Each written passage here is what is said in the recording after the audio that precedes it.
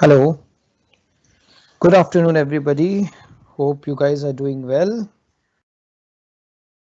And I hope my screen and even my voice is audible to you all. Please confirm me out, guys.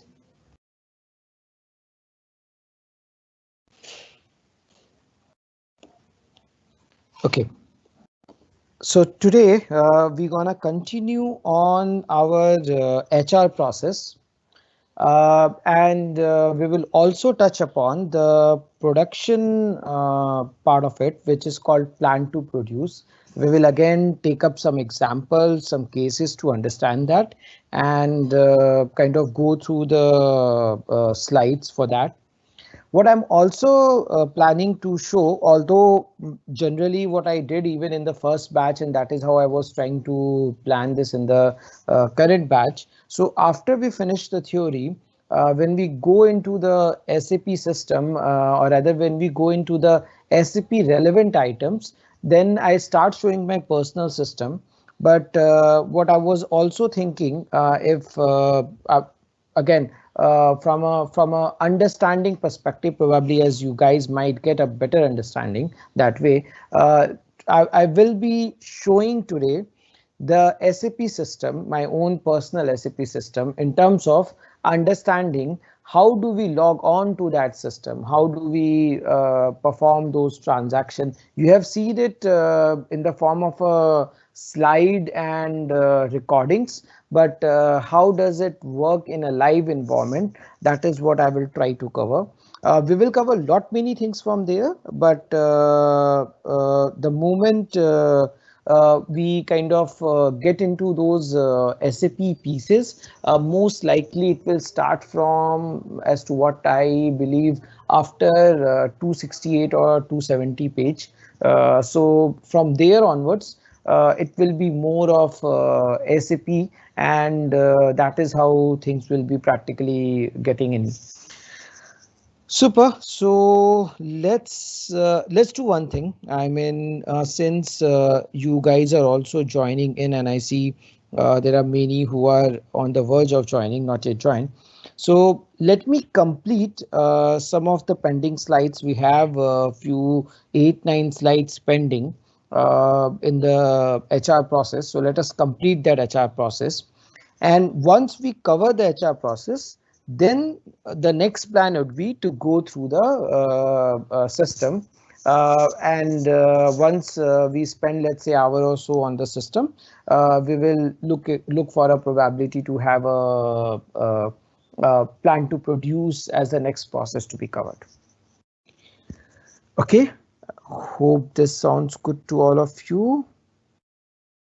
Done. So just a recap, quick recap. We started discussing on the ERP front. We touched upon the meaning and definition of ERP. We also learned about different ERP package, and mainly on SAP front, the SAP piece. We thoroughly discussed on what are the different main applications and components that system has, and then we started going into the processes, the end-to-end processes. The objective of end-to-end process is to understand what on an overall level the system offers you. And just to give you an understanding, all of these processes that we are talking about that SAP has are being recognized as best practices. What do I mean by best practices?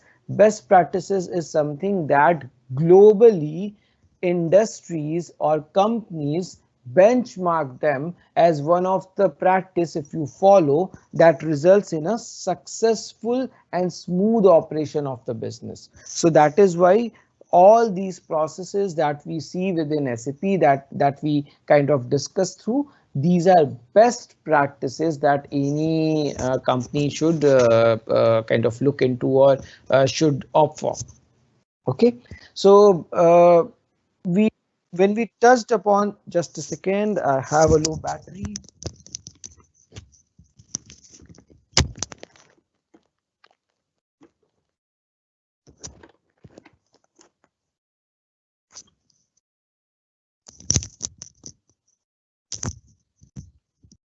Yeah, so when we when we talked about the processes, there are 5 specific processes that we covered, or rather planned to cover. We covered procure to pay, we covered order to cash, and we are right now in midst of covering the HR process, which is hire to retire. When we come to the plan to produce, I will also draw down end-to-end understanding, in the sense excluding HR, because HR itself is a, I will say, unified, isolated process, right? So excluding HR, how your order to cash, your procure to pay, and your plan to produce works in tandem. We will see that in an Excel with some drawdown numbers, works in tandem to support any business or an operation. Very, very key element. So these are some of the stuff that we will do. Let's try and finish the training and development piece. Okay, so on training and development, so first of all, why training or why development? Now, you see this whole piece where again I will take the example of the learning that we are doing, the learning of all the different kinds of systems that you have. Why is it being done for you? The objective for this is that once you know about these systems, once you know apparently what are these systems capable of, you will have at the back of your mind some knowledge, some information related to it, right? And whenever you go for any company, any organization, those companies or organizations will be happy to have someone with these kind of knowledge back of their mind. That is the whole objective, right? So if you see, somehow it is related to your career, to your job profile, to your future ask, and that is why we do it. Now take that reference and think from a company perspective. There are so many employees who are working in a company, right? Now each employee is doing his set of work that has been assigned to the person, like the role that he has to play, that person is playing and doing that particular role, right? If that particular role is something which requires further knowledge, further understanding, like let's take an example, the person is responsible to prepare costing sheets for the products which are manufactured by the company. Okay, now that person should know, in order to prepare that costing sheet for the manufacturing organization, that okay, if I have to prepare this costing sheet, I require these kind of informations, I require these kind of breakdowns, I require these kind of detailing. If I don't have that information, what will happen? Obviously, whatever I prepare would not be up to the mark, or would be something which is incomplete or partial. So how do I manage that out? By having knowledge, correct? Where will I get the knowledge? Let's say an example, if I come to ICM Institute, right? Because here you will get the costing depth, in-depth information with regard to costing, etc. And then you know exactly that, okay, if I have to compute the costing sheet, I have to break the whole cost down into some key components, like I have to know what is my cost of production, what is my cost of sales, what is my prime cost, what is my raw material consumption. All you guys would have done that, right? You would have prepared a costing sheet to identify these kind of informations, correct? And that is what has helped you to kind of do this whenever you go to any organization. Although, just to share you the fact, none of the organization actually does the whole cost in the way we have been doing. So yes, the components are same. So the way we compute the cost of production, the way we compute the cost of sales, prime cost, all of that are same. But when you come to real practical life, it's not like those small heads like you just take the raw material consumption and put in. There are so many detailing which goes into identifying the raw material consumption cost. There is a huge amount of detailing that goes in order to find the direct expense and indirect expense, and then you list them out. And similarly, the factory overheads, admin overheads, all of these has a huge amount of information and detailing that needs to be done first, and then only you reach out to a costing sheet. So this training and development program is for the employees to learn on such aspects. Let's say if everybody who is learning, they have to kind of get freed away from the job and join some institute or some other, I will say, education provider centers and get those knowledge, then it will be very difficult, right? Why? Because all cannot afford to do so, given the fact that they will have job, they will have commitments to cover in the job and etc. So what can be done for them? That is where there are training and development programs which companies plan for their employees. How this works? Identifying for each of the employees what exactly is the ask or what exactly is the need that they need to develop, and then based on that ask, going ahead and I will say not just planning, but also ensuring to organize relevant trainings. Now, those trainings can be taken up by any outside individual or can be done by someone from the company itself. That depends, but that is how mostly the trainings in terms of developing the skill sets, developing the knowledge base, etc. For an employee happens within an organization. Let's just go through the lines. Each work in an organization involves many skills to be present in the individual to effectively carry out the work in the company. Okay. Companies derive broad-based goals, both short-term and long-term. The long-term goals may be achieved, the long-term goals may be to achieve a place in the market, whereas the short-term goal may be yearly target of sales, etc. Okay.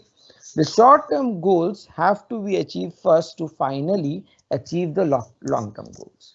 For accomplishing the goals of the company, every company requires, and this is where the point comes in, certain talents with skills to execute the job. The broader goals are divided into compact roles and responsibilities.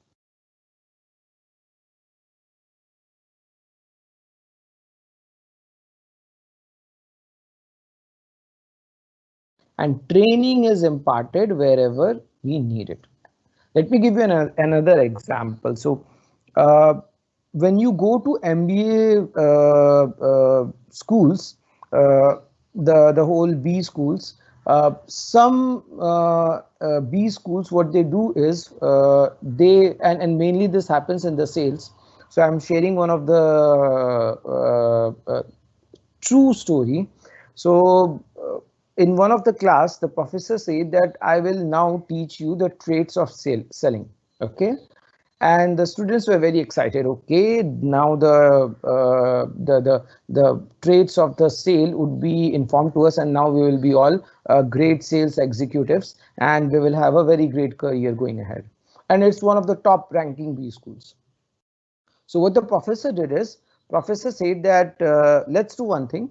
Uh, I don't think classroom is the right place. Let's go out to learn that.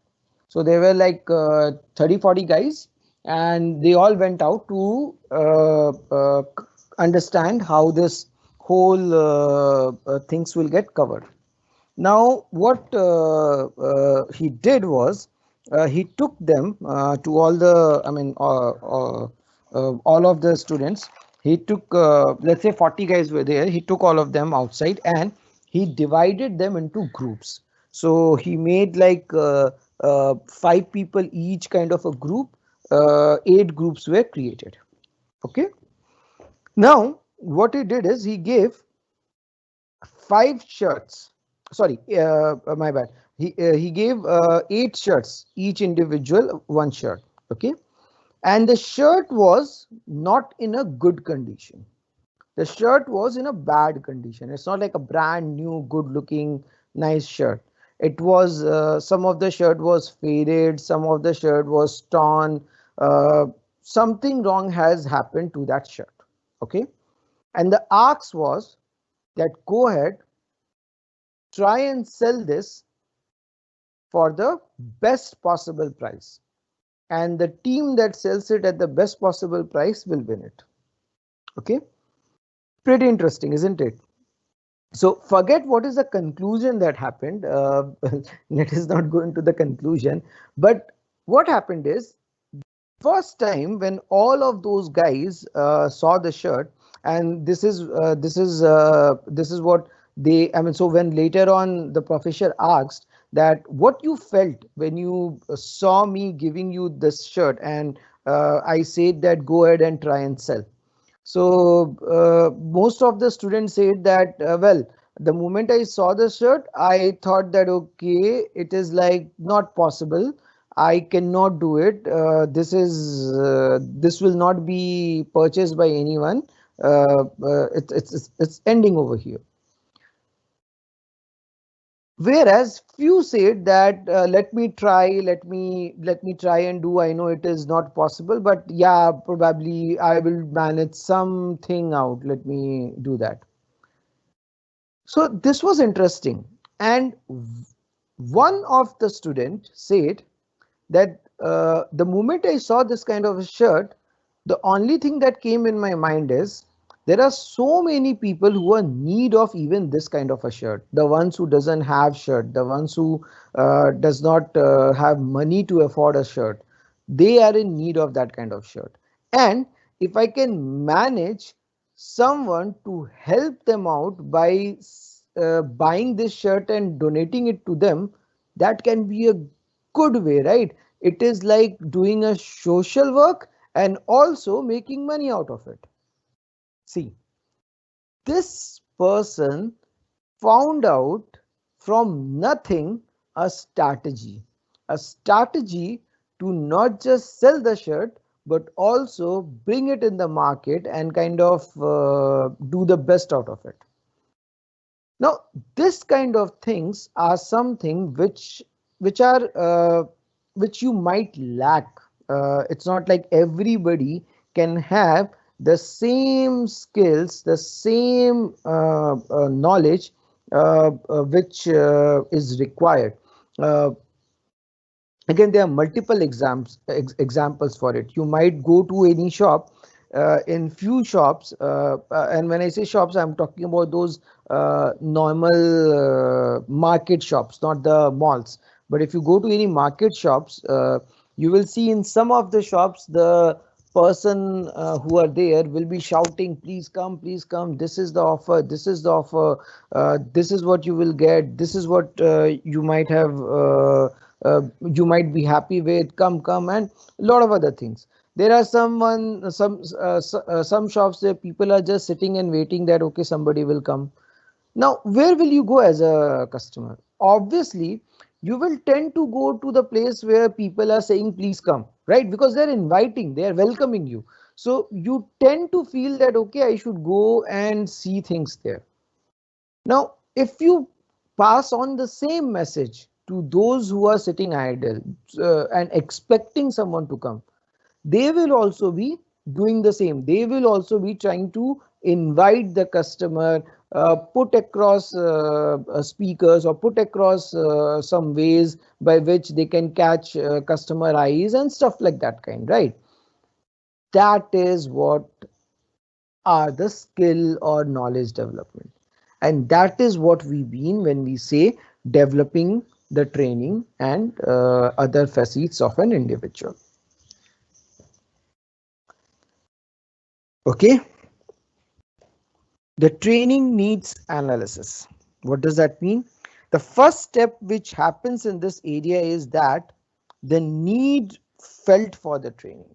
Okay, so when you saw that that shop and you saw those two people just sitting idle, then you felt, well, this shop is not having much customers because of what reason? So what is the need? The need is to have customers, correct? And that need then brings about the fact that how can we, or what is the stuff by which I can mitigate that need? I can mitigate that need by explaining them how to advertise, how to kind of allure or make the whole selling piece attractive to the customer.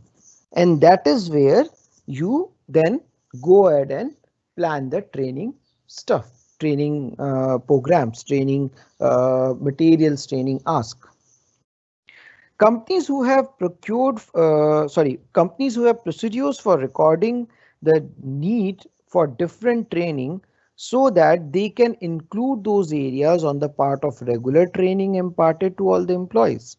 After the induction, the employee is put to a normal training as per the need of the organization and also based on the job in which she is going to be placed. Okay.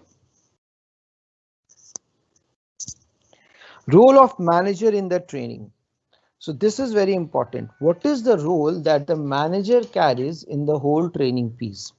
The role of a manager is very, very important in an organization from a training perspective. Uh,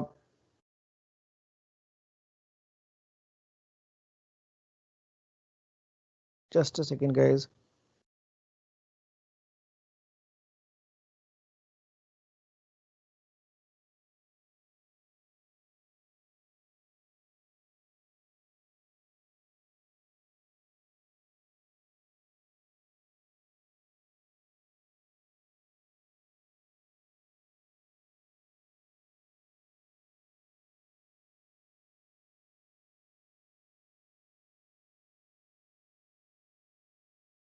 Yeah, sorry.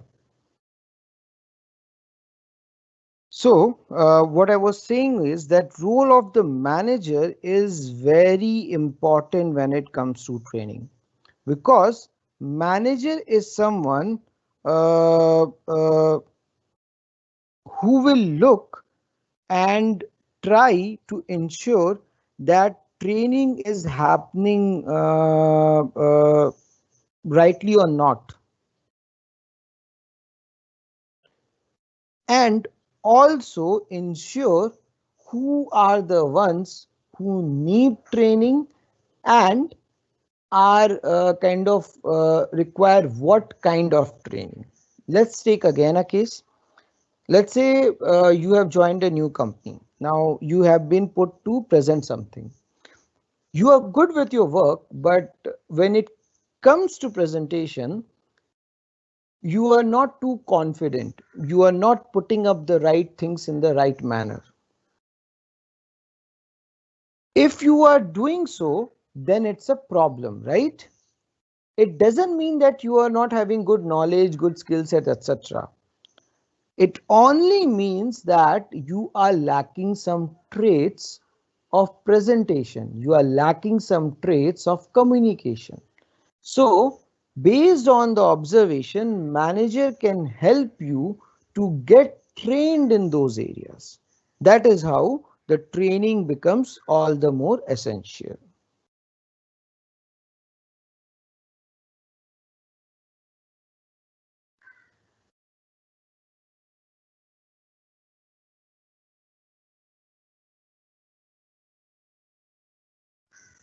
Manager plays a very vital role in sensing the need for training. Managers are involved in the monitoring and administrative processes of their staff. During their course of interaction, they will surely sense which type of training is required for which employees. Okay. The performance appraisal is also carried out by managers. In this process also, they will know the shortcomings based on which the training needs to be drafted. So when at the year end, you have a performance appraisals, that means year end when your performance that you have done in the company is being evaluated, is being assessed. At that point of time also, training is equally assessed, because if, let's say, simple example, there are 10 different people, and out of them, if, let's say, one of them, one of the person from all the 10 sales executive has not met the target, okay, you will sense out that there is something which is not working for him and we should help him out, right? And as a result, you need to then help him. This is where you have to kind of make sure that all your team members, if you are a manager, is being monitored properly in order to ensure where they are lacking, what is that they need, what support can be provided, and then planning for them accordingly, some training program, some discussion, some counseling wherever they need that.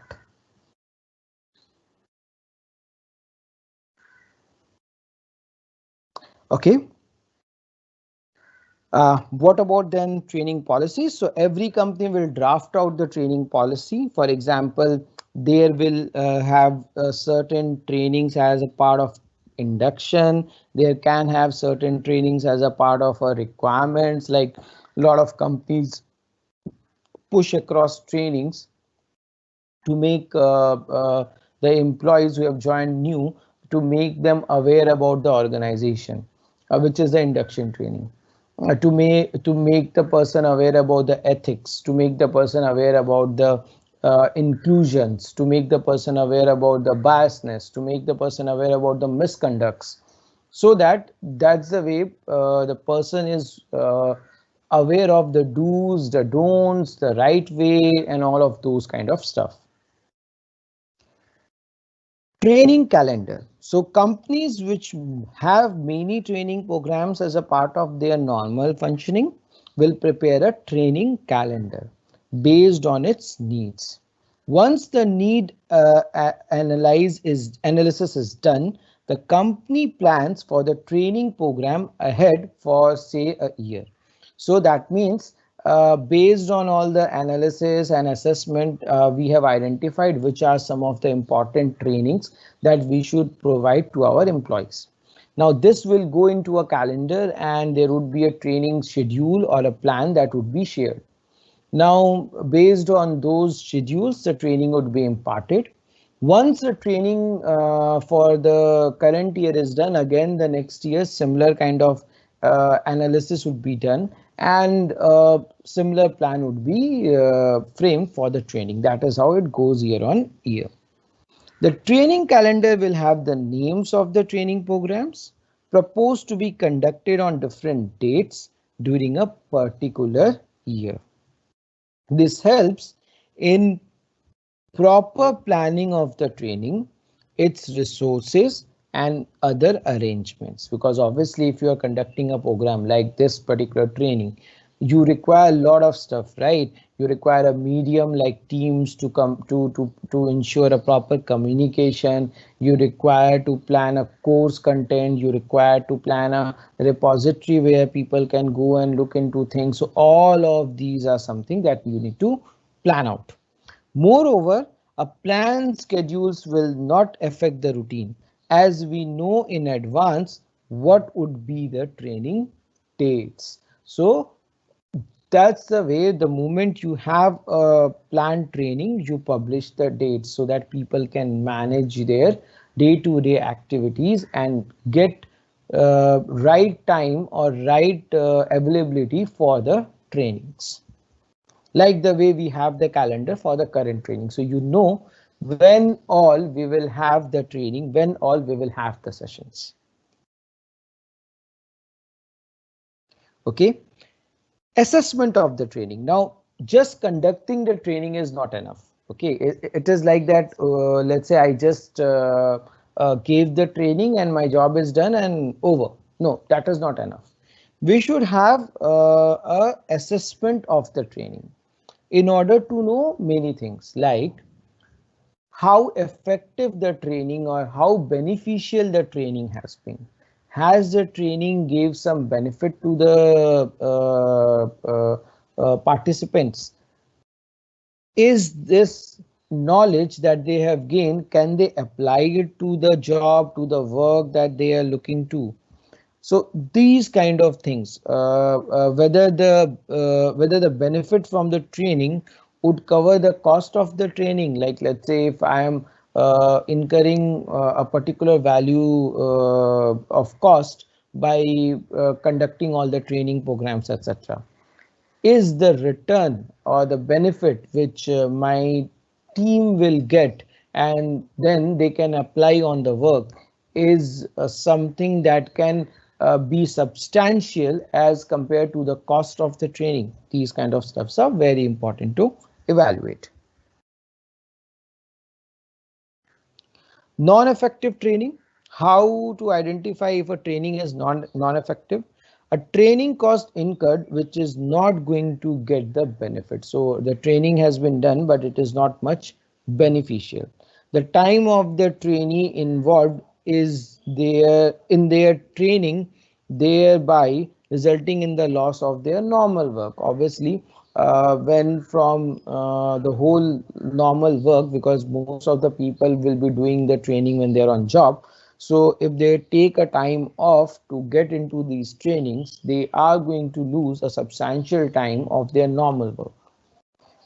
Sufficient care is to be taken when deciding the training program, the methodology of the training, the trainer, selection of the participants for training, and the cost of the training. All of these are very important items. Feedback of the training. It is very important as a part of a process to have a feedback. Feedback from participants and feedback from trainer. Both are very important. Feedback may be taken periodically if the training is for a longer period, or it can be taken at the end of the training if it is for a shorter period. It's always beneficial to take that feedback on a periodic basis if let's say you are running a long training program.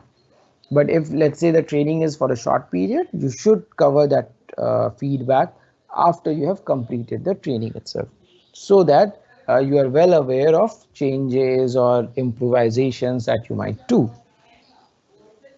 Feedbacks can be taken from the trainers as to whether the trainees have actively participated. Very important. Whether the trainees have actively participated. If the trainees have not actively participated, then that means somehow the training that has been imparted has not went well, right? So these are some of the important angles or perspectives that you have to bear in mind.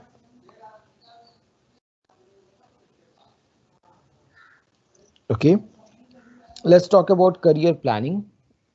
So every employee will have his own goals regarding the career plan.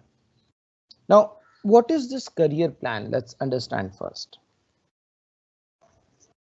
When you join an organization, what is the purpose apart from having this, apart from having the monetary income, apart from getting money from the whole thing?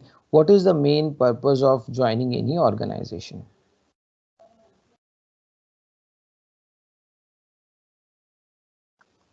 The main purpose can be your aspirations, right? You might have the aspiration to let's say become a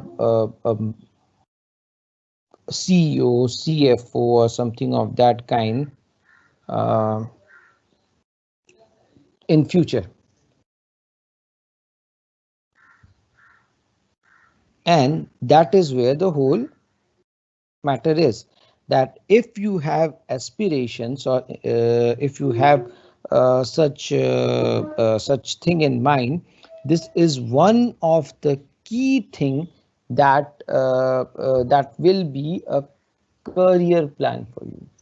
Now, obviously, if you join today, tomorrow you will not be a CFO, or within a year or two you will not be a CFO, right? It takes time to learn things, and then to get to the level where, let's say, a CEO, CFO, CIO, people of that caliber works. Correct? You have to learn a lot of things, you have to know a lot of things, and then you get to that position. Some of the important stuff that you should bear in mind while we consider these out is, so that means, if let's say you see yourself, let's take an example, as CEO of a company, since you have joined from the joining date, let's say 10 years, you plan within 10 years I will be a CEO of that company. Super.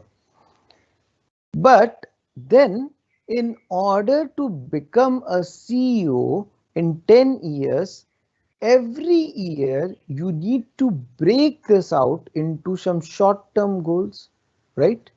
That first year I will, and it's not about just designation, just don't go with the designation, never.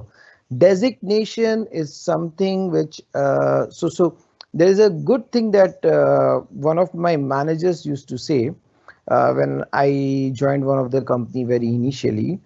He says, or rather he used to say, that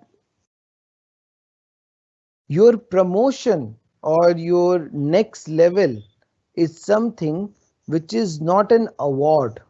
It is never ever an award for your good work. No, it is something that you should take as a deserving guy. And how you become deserving?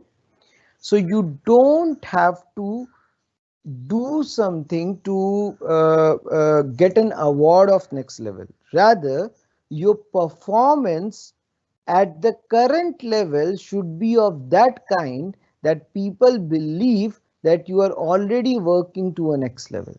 So it is like a regularization. It is like, I am working as a manager when I am just a clerk, let's say, and please don't misunderstand all of this. When I say I'm working like a manager, it doesn't mean you will go and sit in the manager's cabin and say that I'm feeling like a manager, or you start ordering everybody and say that, yeah, I'm a manager. No, no, no. What it means is that the work, the way you have been working, the way you have been kind of managing your work, all of these facets are something that is very much similar to how I'm expecting this to be done by a manager. And if that is the case, then you should deserve to be a manager, right? And that is the point where it's not an award. You will never feel this like an award. You will feel like, okay, I was actually doing so, and that's why I got it. So it is like I wanted to sit onto this chair, and the other way of putting it is that, well, I required, or I had a need for a chair, and that is why I got this chair. Right. So different way of putting things, and these are very important lessons that you learn while you sail through in your career and your life, and that is what I was being also mentioned, and that is what is also important when you plan your career. So you plan your career in a broken or in a piecemeal process, like every year what is that you wanna do, and then, probably by achieving small milestones, one day you reach out to a level where you identify that you have accomplished the main goal. And this is what we call career planning. Okay. These all sounds very nice, very easy, but in true sense, nothing is easy. And nowadays, it's not about hard working. Trust me, it's not about hard working. It's about smart working. How smart you are on something in terms of work is more important than how much you have worked, because you might work a lot, but if that lot of work is not giving the return, it doesn't matter. Similarly, you might have worked pretty less, but if that less has made it what we wanted to, well, that is what we want. It is now like an exam. So you study for years and do all your effort, etc., do everything possible, crack down all books, sums here and there, everything has been done. But on exams, if you don't get the score, doesn't matter, right?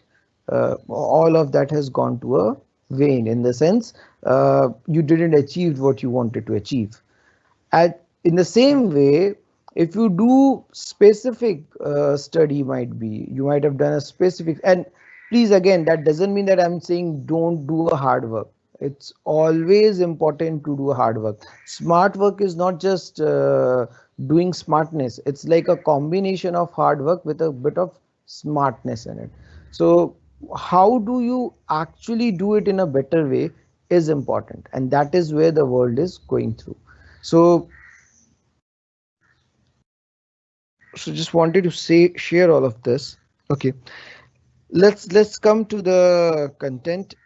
Every employee will have his own goals regarding his career, and no doubt he will be drafting his career plan for the future. Okay. However, the employee will be highly motivated if the manager also assists the employee in career planning. Obviously, we should, in fact, if the manager even doesn't does it, we should consult, discuss always with our managers on our career plan, what we should do, how we should approach things, what would be the right way to put things, stuff of those kind. Manager know about the employee's strength and weakness, and as a result would be able to guide the person very well on the career. So everybody has strengths, everybody has weaknesses. the the way you see yourself and the way someone else sees you is very different, right? And the way someone else sees you is always important to know, because that's the way you can then plan yourselves to improve, take the guidance and work accordingly. So it's very important. Employee who stays for a long time in the same organization and helped by the manager to plan for the employee's growth in the organization. For example, based on the performance of the employee, where he will reach after 5 years, 7 years, 10 years, etc. Okay, the same thing that we discussed. The manager would also periodically motivate with financial and non-financial attraction in the job, so that the employee gets motivated and moves towards its further development. So sometimes you do get motivated by some monetary awards, etc. Sometimes it's not just about monetary factors, it's about appreciation also, like putting up in the forum that this guy has done a fabulous job, right? Or giving a pat at the back and saying that, well, you are fantastic, you handled this particular thing pretty well this time around.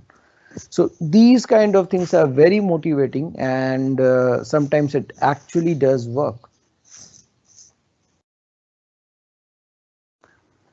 So how do you have development plans? Development plan is a process where the HR or the manager creates a plan for the employee for his development. Okay, it may be some training program which will give him a skill to function in the process required, or it may be even working in a particular role or department for a period of time. Okay, so that means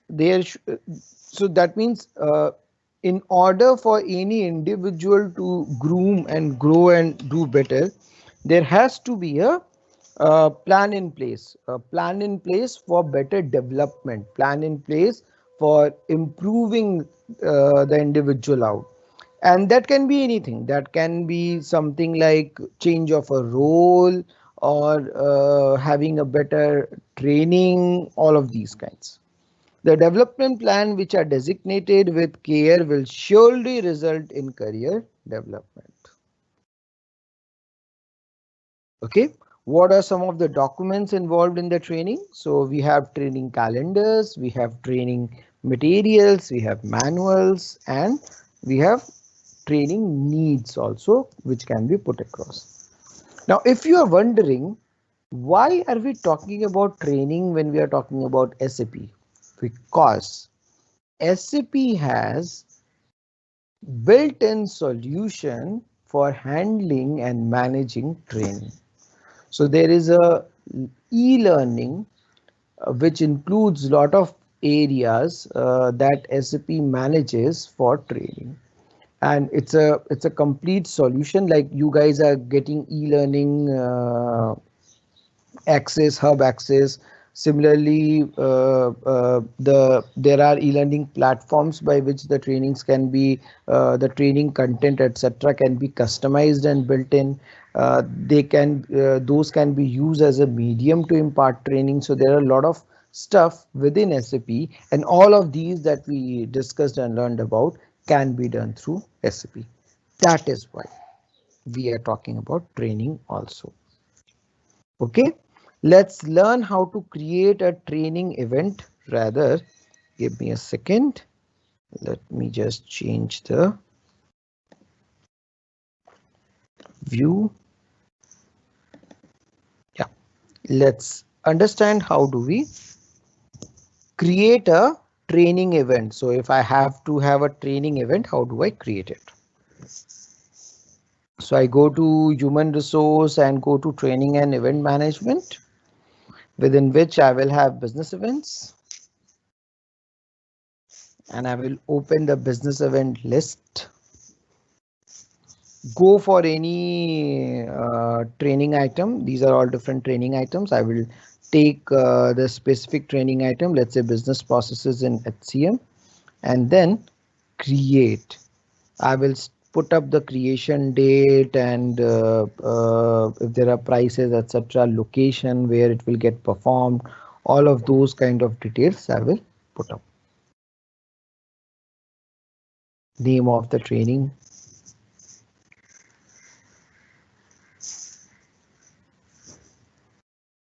Yep. And the location.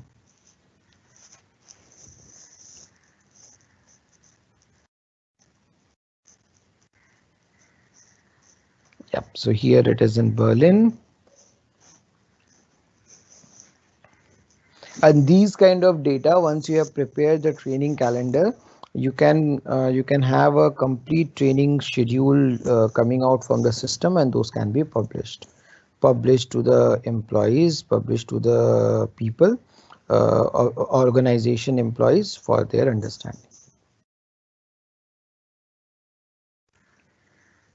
Okay, this is what we had for training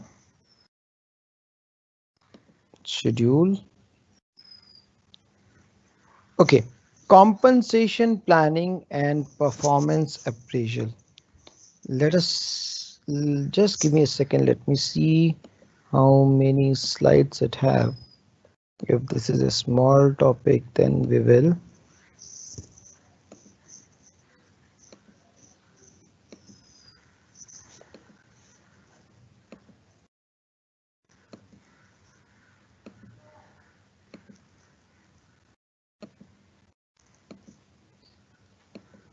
Okay, okay.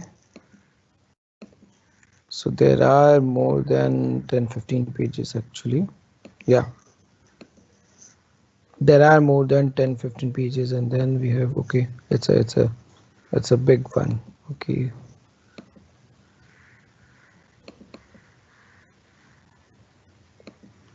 Okay, got it. It's a big one.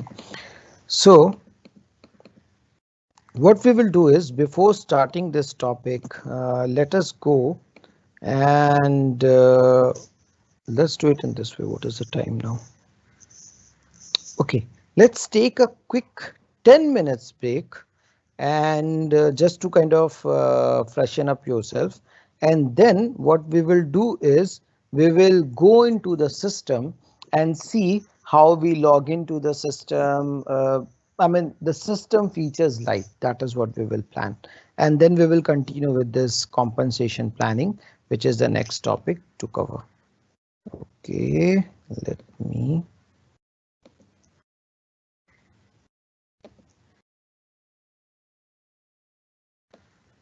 So guys, this is just for, yeah, this is just for 10 minutes. We will be coming back by 6. So 6 we will start the system. Okay.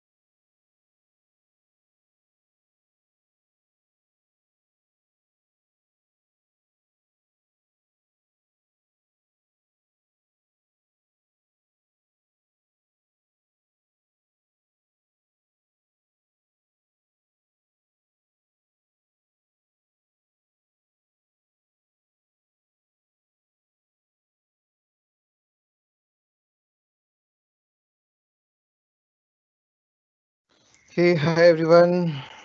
I'm back. Okay, so as I was saying and as I promised, we will go through the system. Let me share the system.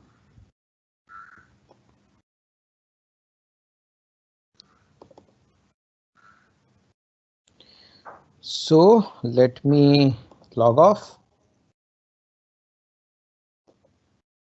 Okay, so this is how generally any system will look, any desktop will look like rather, right?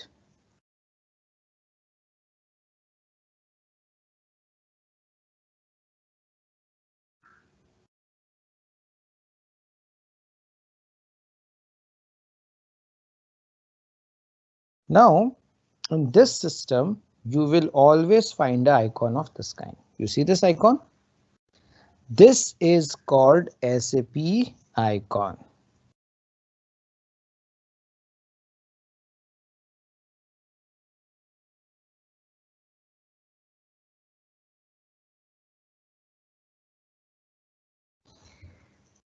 In order to get this icon, you have to download a SAP GUI software. So there is a SAP GUI software that you have to download. It comes either in some of the SAP sites, or you have to kind of uh, find it from somewhere, but this is how you have to download and get this particular SAP logon pad. Please note, downloading that particular software for logon pad does not mean that you have downloaded SAP. SAP will always be in a separate box, in a separate system, okay? And it will have almost, as I say, 125 to 130, the normal, the bare minimum one, 125 to 130 GB capacity it requires, okay? That is what the sizing is. So it almost will take a laptop dedicated for SAP. That is how it is. Now, what you do is when you download this logon pad, from logon pad you can put across server information. What is the server information? Basically this is the system information, like which system I want to access. That system related information I can put over here, okay?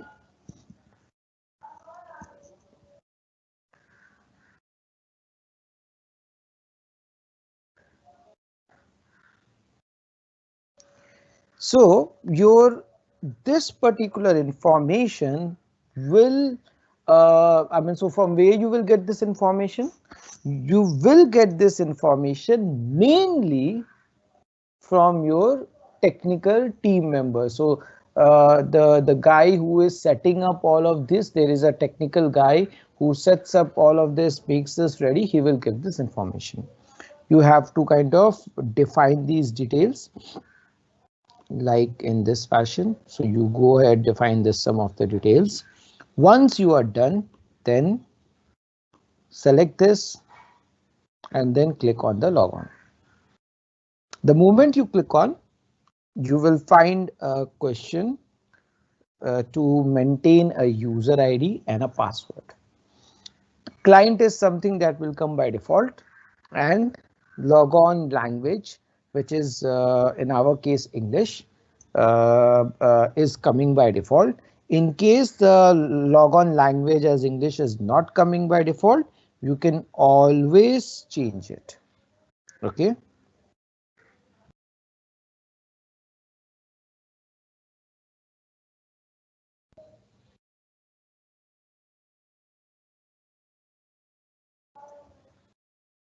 Now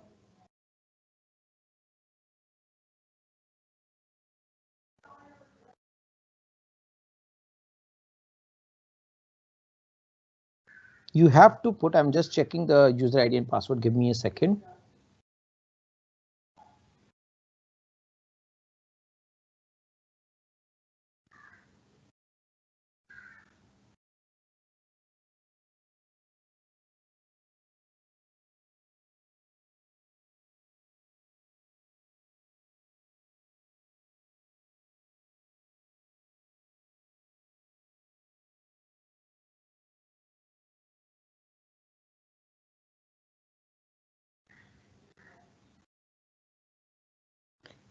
So it will be this one and the password.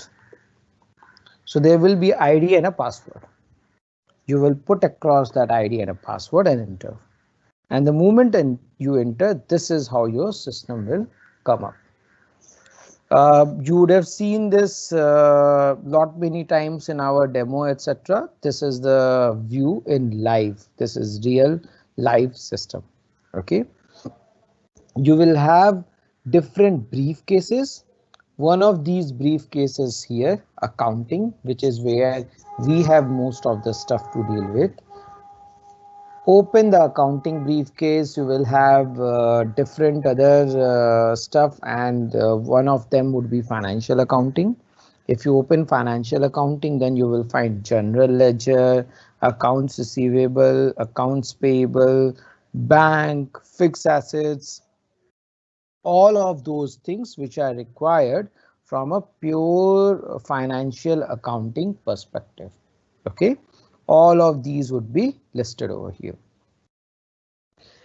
You keep going down, and then you, with a drill, come to all the transactional postings. So if you see, all these entries are having a particular T code.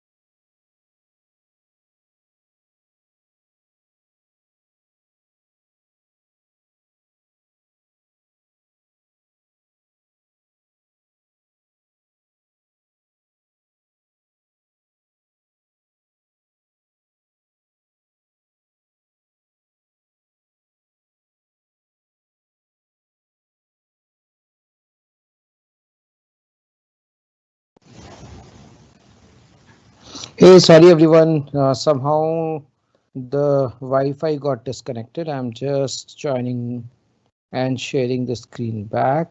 Give me a second. So where is the...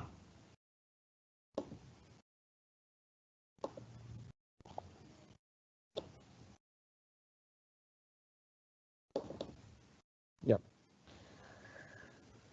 I hope now the screen should be visible to you. So what we were talking about is that you will get the list of transaction.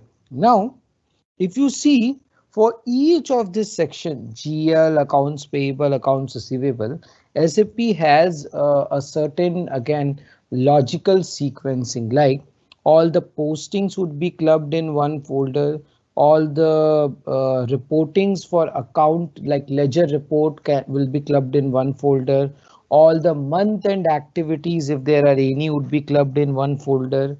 Similarly, let's say if there are any reportings, that is clubbed in one folder. Master data like GL masters, vendor master, customer master, those kind of master data gets clubbed in one folder. So this is how basically your structuring gets done in the system.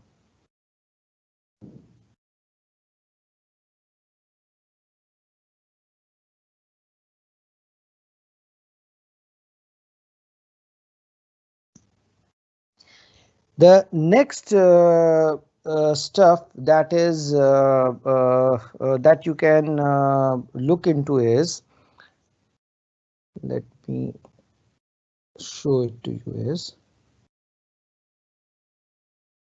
so this is the favorite that you also saw last time when we were doing the demo in the system, where you can add the transaction. I was saying that you can do a drag and drop, which was not available here. Let's see how that is possible. So let's say this is the transaction I want to add to my favorite list. Select this, take it to the favorites and leave it here. See, this particular transaction is now a part of my favorite list. Interesting, isn't it? Similarly, we saw a lot of end-to-end processes like the finance processes, the like the order to cash and procure to pay and all of those processes. These are something that I will not capture because for them we have to build an end-to-end business scenario, which is not there actually in my personal system. The moment in future, as I said, after 280 page or something, that means probably 3 more classes, or including the current one, or yeah, almost 3 more classes including the current one. So might be from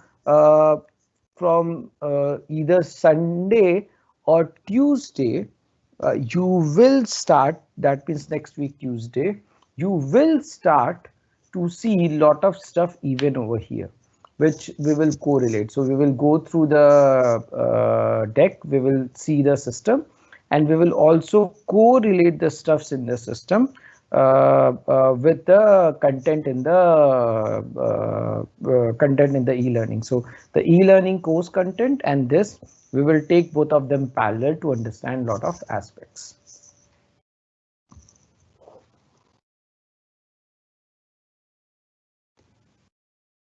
Okay, if you want to log off, there are multiple ways to log off. You remember I was talking about /n, /o, etc. So see, if I put /o and put FB50, let's say this transaction, it is going to open 2 sessions. If you see over here now, I have this as my previous session and this as my new session.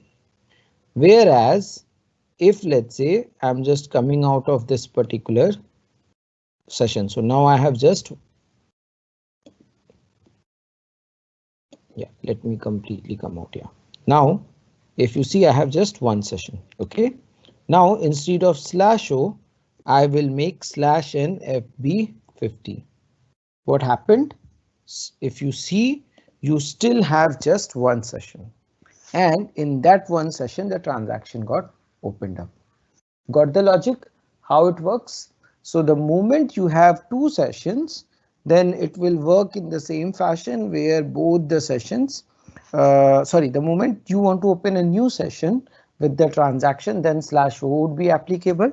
Whereas if you want to use the same session and use another and use it for another transaction, etc., then you will use /n. If let's say you want to close this, you can always close this by /n-ex. This is going to close the entire system. It is going to ask you. This is the way it is wiped off. So if you see now, there is no sessions. Nothing is available. OK. OK, let's go back. I hope this was good. Before jumping down to the content, let me see if you guys have few questions. Let me also take up some of the questions from your side and then we will go ahead. Hope you guys liked it. Hope you guys had a better experience with this system.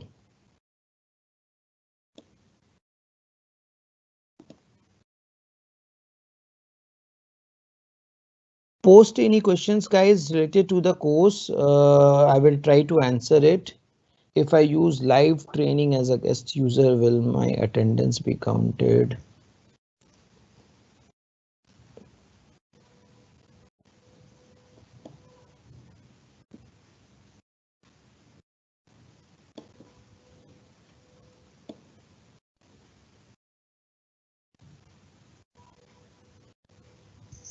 Uh, Please, when you write the questions, don't write it like, can you please explain the last note or something, because I don't see your comments all the time. I will see the comments in between certain intervals. So that time I will not be aware what is the last note that I said, right? So just help me giving a bit of detail what exactly you are looking for. That would be helpful. Okay, Surya, you want to understand what is performance appraisal? Performance appraisal is basically evaluation of your work that you are doing in an organization on a periodic basis. That based on that, let's say bonus increments, all of this are being provided to you. So every year, basically companies conduct the performance appraisals.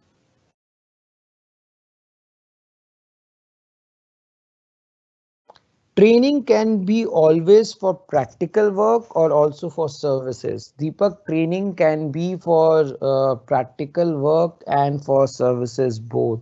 Let's take an example. You are a mechanical person, you know about some aspect and you don't know about some more aspects, and the expectation from you is to make you aware of those, so that when you go and operate or work in a particular machine, you can do it in a very smart way. So if you see the ask is completely practical, right? There is nothing which is for on the services.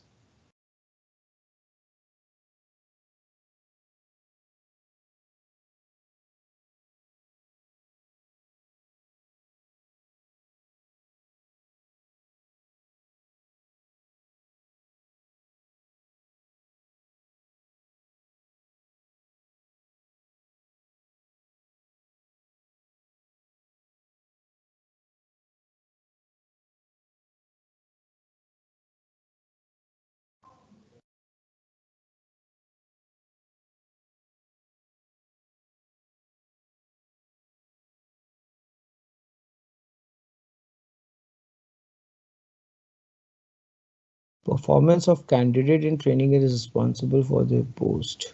Surya, I didn't understood the question. Sorry, that performance of candidate in training is responsible for their post. I didn't understood. Uh, uh, Again, update this particular thing so that I can better take it. Not exactly that you guys are going to get certification, but you are going to get a certification overall from the institute side on completion of these training. Yes. There won't be any specific certification from SAP, but obviously Institute will certify you that you have gone through and completed this training successfully.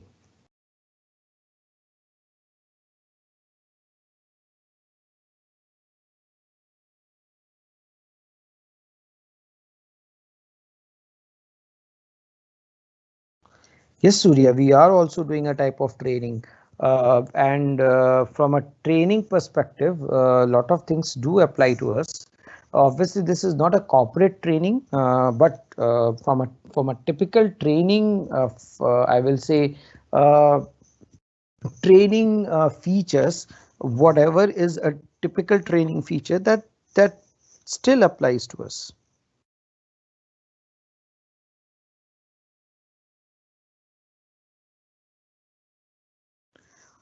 Arushi, what is SAP HANA? So SAP HANA is the upgraded new version of SAP. Earlier SAP used to be called as ECC. Now the new version is called HANA. Basically it gets called S4 HANA, and that is what the SAP HANA is. What is C4C? What is HCM? My goodness. Okay, so HCM is human capital management. I covered all of this in the first session. C4C is on cloud solution. So this is basically the client relationship maintenance solution, where a lot of client pre-sales activity related informations are being captured.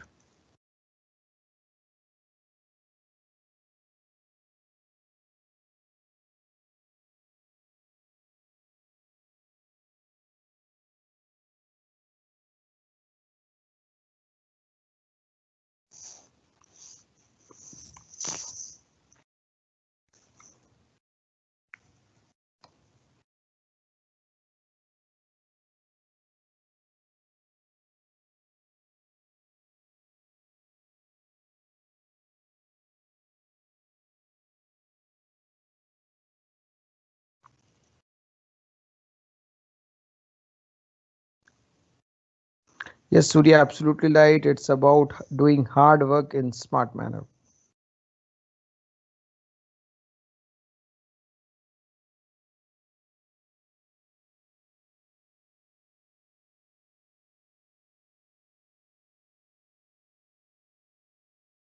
Okay, I think so. I'm just about to finish my hunt for the questions, relevant questions. If I don't find much, then we will start compensation. Now, I know that compensation is one of the favorite topics. Don't ask me that how much you all will get after you pass out ICMA, but for sure, we will discuss and understand a lot of things in terms of compensations.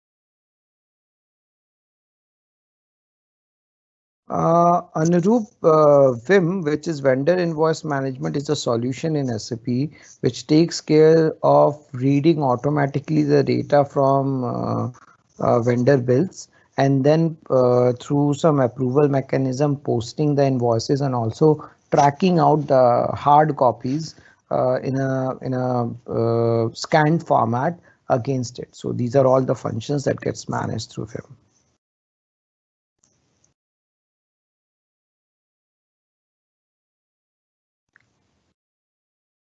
The ID and password, guys, that I used over here, that is not like you can create for everyone who will be having their own systems. There would be a backend team, technical team, who will create an ID and password for you, and that is how you can use them. Yes, Anurup, many companies post invoice via Vim. I mean, the companies who have Vim, they do use that. Absolutely, yes.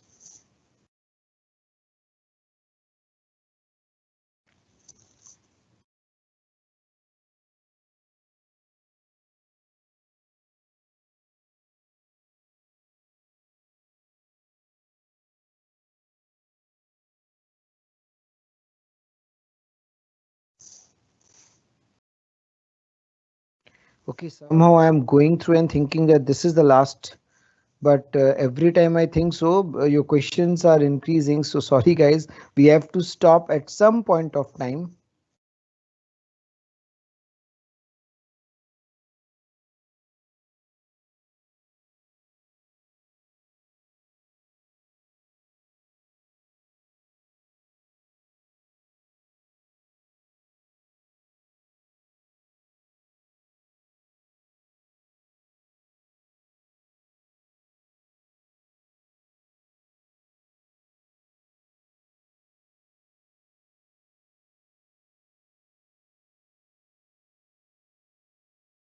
Yes, Teja, the control N is the new tab, correct?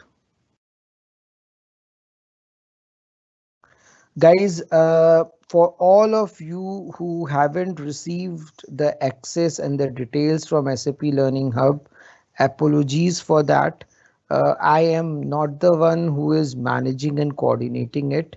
It's completely being managed from the institute side. As to the best of the information that I have, uh, this is in progress. You should get it. In fact, I also had a discussion today. You should get it very soon. Might be it is taking time for some XYZ technical reasons. Apologies for that. Just bear for some time. It should be with you guys in few days time.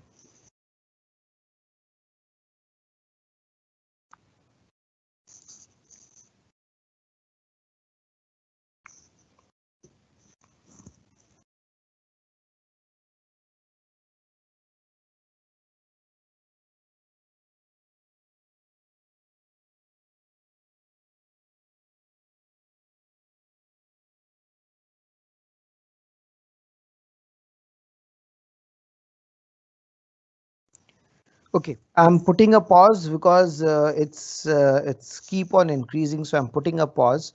Let's go ahead now, and we will start the next. Yeah, we will start the next topic, which is compensation planning and performance appraisal. I don't know how much this particular topic you all like, but this was one of the good topics or something that we used to discuss a lot when we were very much near to those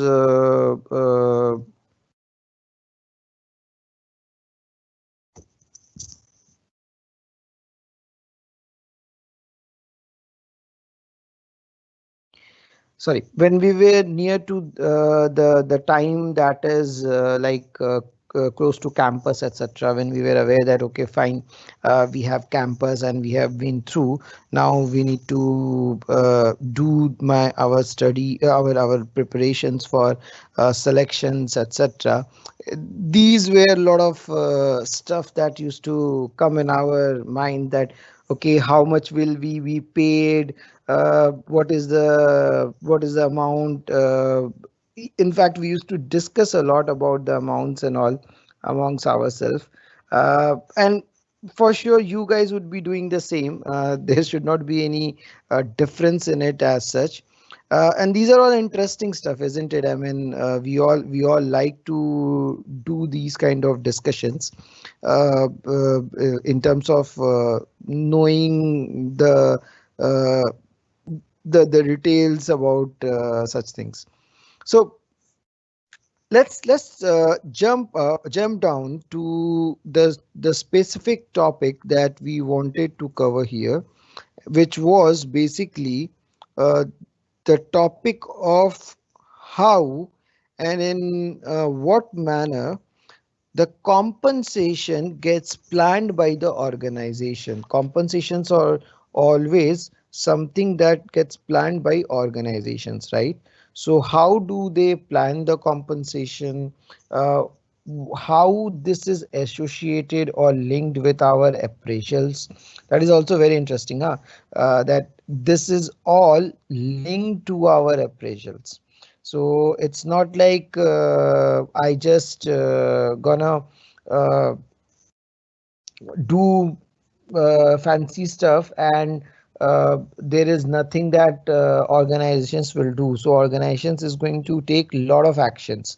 When I say actions, it's just not negative. Actions are negative and positive both, correct? So if I do good, obviously there would be some benefits, positive actions coming towards. Might be I will get somehow indirectly or directly penalized for certain things. So these are all important and that way interesting things. Let's go through and understand. Each company will have their own policy based for compensating employees based on their industry and company specific dimensions. We can attract new talent into the company only if we have a reasonably sound policy of compensation. In the market also, we see the people referring companies as a good paymaster or a bad paymaster. This is something which is very common, right? I mean, and if you guys are doing by now or not, but uh, we used to always say that our target is this company because this company pays well. I mean, we never used to think about what is the work that we gonna do in that company, or what is the work that we gonna do in that company, whether that work, the job is something that suits us or not. That the only thing that used to be in mind is mostly which are the good paymasters, and which and we should target only those companies as such. And naturally the people would be interested in joining those good paymaster companies. So that is how outside world sees you, right? If you are not paying well as an organization, then the market will see you as a bad paymaster, as a company, not an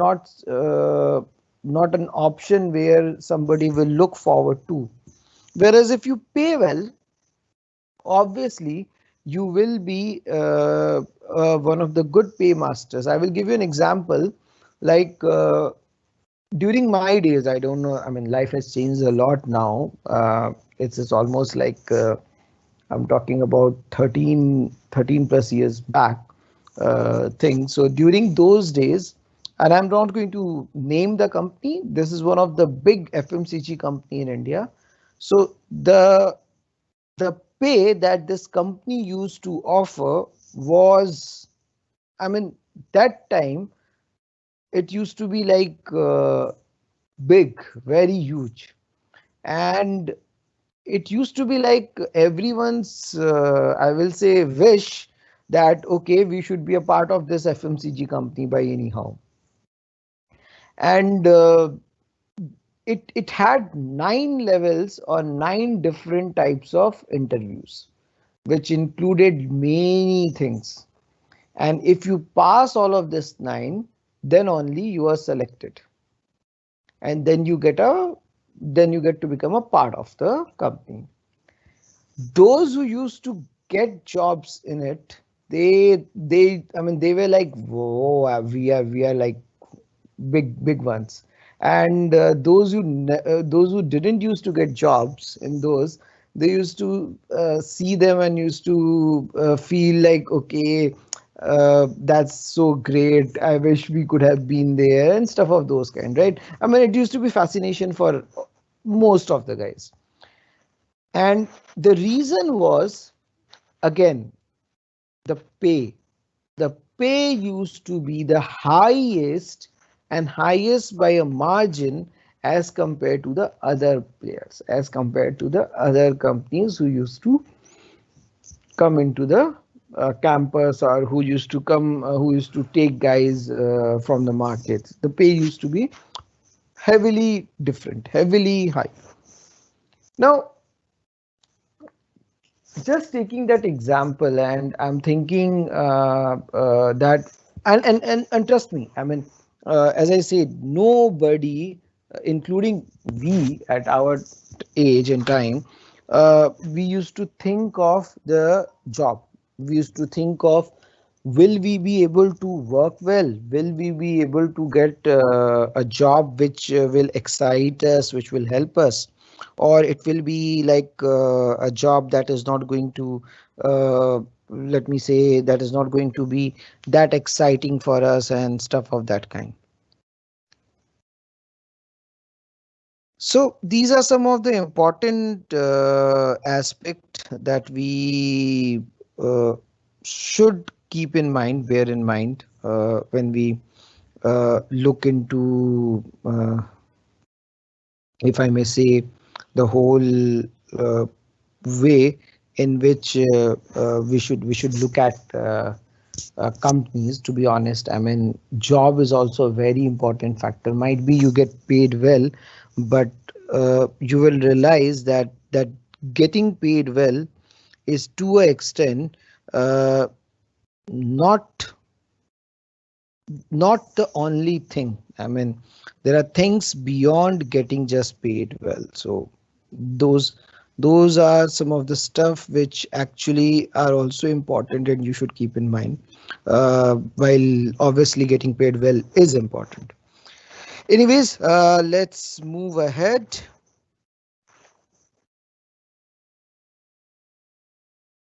So, what are the documents that you have in compensation planning?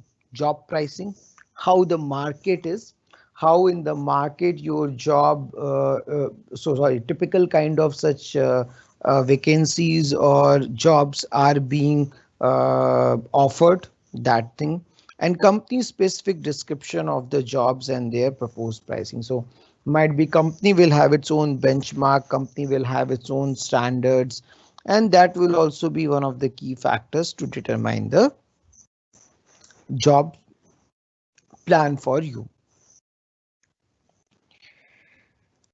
Now let's talk about performance appraisal. So every organization, and some of you have asked what is performance appraisal. So here you go, you will have a understanding also about it. Every organization is made up of people, and based on the performance of the people, the goals of the organizations are achieved.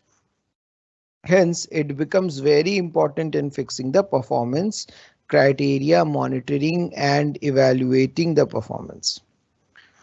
The performance appraisal result in many things such as need for training, basis for promotions, decision on retaining the employees or not retaining the employees, stuff of that kind. So what we are trying to mean over here. Now let us take some good examples to understand it. Okay.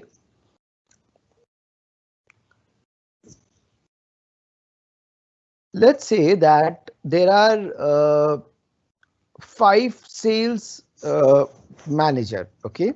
Now the company wants to target 5,000 pieces to be sold this year, and every next year the company wants to target a growth of 20 to 25% on it. So if it is 5,000 this year, next year the company wants 6,000. The very next year company wants 7,200, and so on and so forth. Okay, sounds good. Now, if this is the goal or target of the company is looking to increase its market share, the company is looking to widen up the sale base and all of this, and that is how the company will become bigger and larger. Now, if let's say this year your 5 sales manager have managed to pull up 3,000 quantities only. So they managed to sell in the market only 3,000 quantities. Next year, they managed to sell around 5,000. Okay, whereas the target was 6,000. This year they did 3,000, whereas the target is 5,000. If this is how things will happen, this will not be taking us to the goal, to the target where we want to go, right? This is not going to give us the right results the way we want. And how do you evaluate that? You evaluate this thing by doing a performance appraisal. That means at the year end or at a period end, you are going to evaluate the performance of each of the individual to find out that, okay, what is that is having, I mean, who is having problem, what is that kind of problem, what can be done here to manage things out, those kind of stuff. Because it could be that out of those 4 managers who are managing that 3,000 number sale, each manager would have given the target of 1200, let's say 1250 each, but but the first one did actually sale of 1500. The second one did a sale of only let's say 200. The third one did a sale of 500 and the fourth one did a sale of 50. So that means you cannot evaluate all the four in the same size, right? All the four have been performing in different way. The first, although the target has been, I mean, we have failed on overall target, but if you see the performance of the first manager has exceeded the target, has done more than the expected sale, right? It's 1500 against 1250. So these are very important to understand that who needs what kind of, I will say, learning, what kind of understanding, where do we fit or rather fill the gap, what is that is missing, and then you will see that everybody will work together in a far more better way. One more important part that needs to be considered when we talk about all of this training, etc. All of this performance appraisal, etc. is the one who is doing good needs to be rewarded, right? But that doesn't mean that the one who is doing bad should also be rewarded. Or let's say if the organization has not met the target and we say to everybody that okay guys, we are not doing good, so nothing much can be done. For this year we have to have no, I mean we will have no rewards.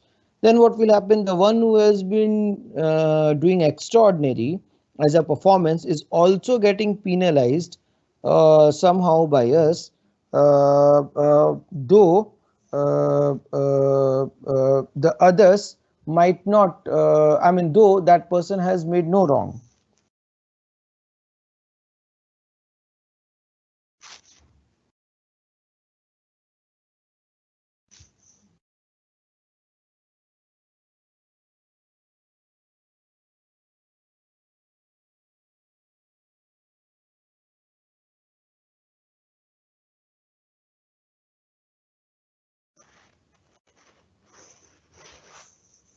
Performance appraisal that way is then a very important step.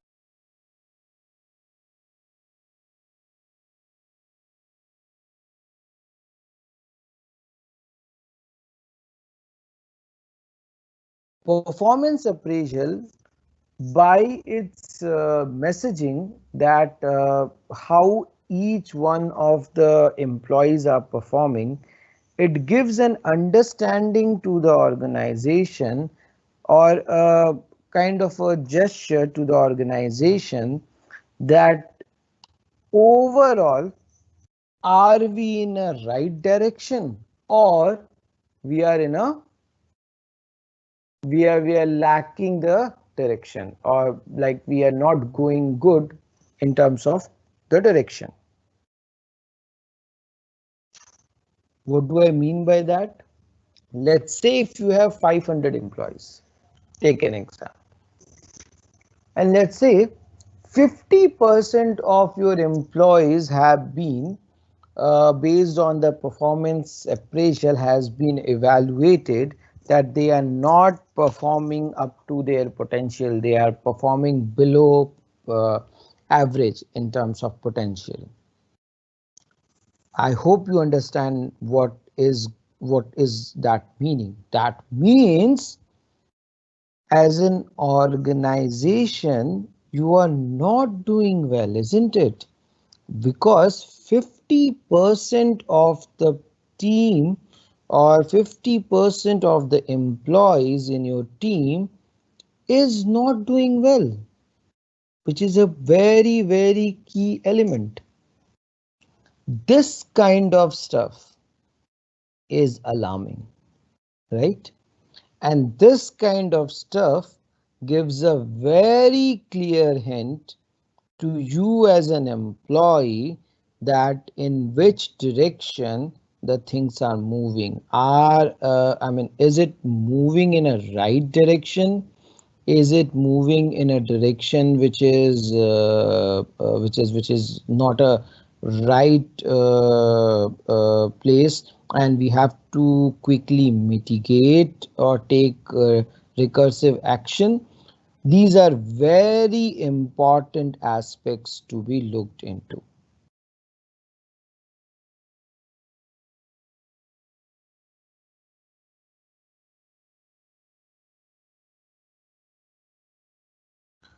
Okay, so let's go through what is written. Performance appraisal is the one scale which gives the hint of whether the company is moving in the proper direction, exactly what I was talking about, or it is going in a direction where it needs some corrective action. It needs some corrections to be done.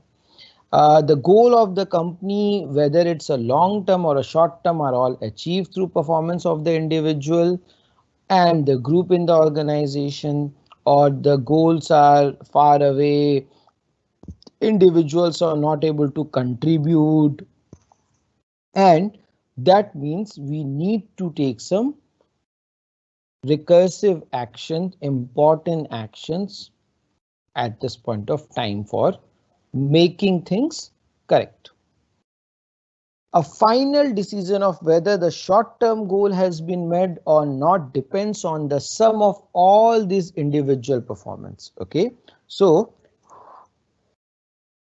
sorry, a final decision of whether the short-term goals have been met or not depends on the sum of all this individual performance. What does it mean? If everyone is not doing well, obviously as a company I cannot say that I am doing well, right? Because company is nothing but those employees who are working in the company. So uh, I push this a lot with everybody I interact as a student. So what I used to do in past is just to share again one important thing. What I used to do in the past is I used to buy at least one share of the big companies like Infosys, Reliance, Jindal, Tatas, one share of all the big companies, ITC. Why? Because by this I used to become a shareholder and I used to get the financial statement, that means the audited report, the annual report of the company at the year end. That was the only objective, nothing else. If you go through company's annual report, you're gonna gain lots and lots of information, and that's very key, very much key. I used to love Infosys annual report like anything. Infosys had a declaration, just for the mention, and probably later on might be other companies also is doing, but Infosys is a IT based company. So Infosys used to put across in its annual report a note, a declaration based which was to say how Infosys believes that each of their employee is an asset, and as a result, what is the total asset net worth it has. You know what does it mean? It means that the company believes that the whole foundation asset is like I will say asset is a base on which you will be having your foundation of the company, right? And if employees are being treated to evaluate that as an asset, it's like giving a specific importance and also giving a transparent view of how the reporting can go to an extra mile. It has nothing to do with your financial accountings, but it's spatial reporting in this area. Still they do so, and there are a few more companies who do so for sure, but this is what the changes are and this is what are important. So the bottom line that I was trying to bring upon is employee is one of the biggest strength in the whole company set, and that is why employee performance to a large degree you will see is reflective of company's performance. It will never be that a company is doing well but the employees are doing bad, or vice versa, the employees are doing well but the company is doing bad. Never, never, ever. A final decision on whether the short-term goals, okay, if it is not effective, the company has to frame techniques to overcome the issue. They may be training or coaching the employees for better performance. The fact that the organization would continue its operation also depends upon the efficiency of the performance of these individuals.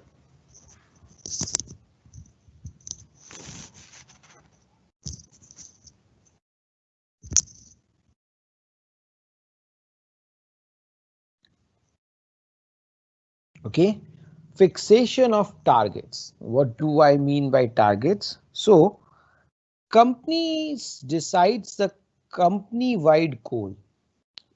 Like let's take this example itself, like 500 crore turnover for the current year. That means a sale which can result in 500 crore. This is decided by some strategic decision making, which will come down by the top level management people. The sales department head decides a target for each and every individual in his team so as to achieve the target of 500 crores, right? Because sales department will be said that this is your target, 500 crores. You give me this year 500 crores. And now the sales department somehow has to ensure that he achieves this target by some means to get to 500 crores.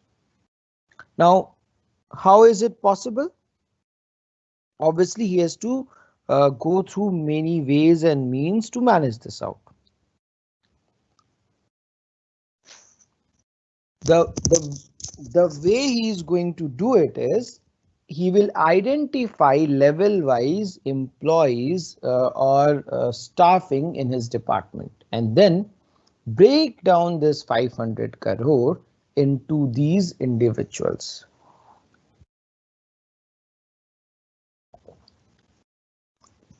Each of these individuals can be someone who are handling a specific segment of the product or region that way, and so on and so forth, who will be now having different targets. Similarly, just the sales team cannot do it. Trust me, why?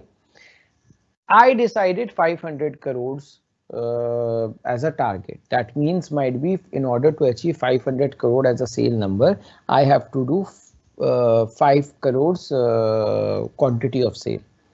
Now that also means that I have to ensure that 5 crore quantity production I can do, right?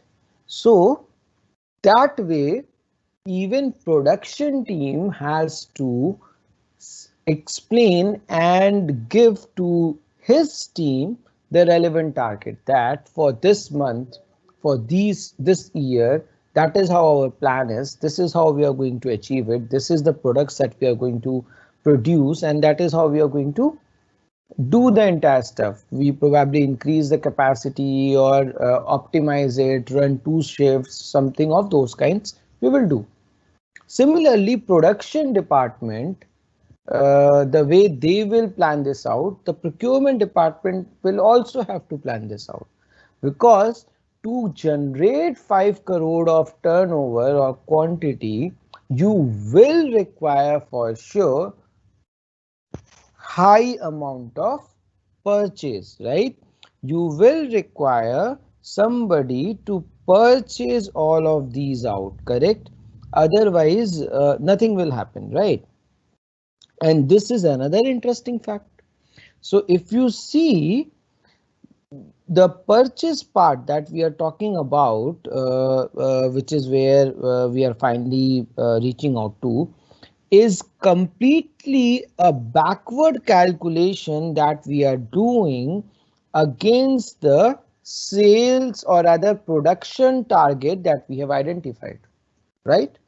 And then all of the parties have to find what is the right point, just whether what is the right EOQ, right reordering level, what is the revised way of doing it, which is the best price negotiation, who are the good suppliers with whom we can upfront share this or do a contract, and all of those stuff, right? So it's like everybody has to work together to achieve that target.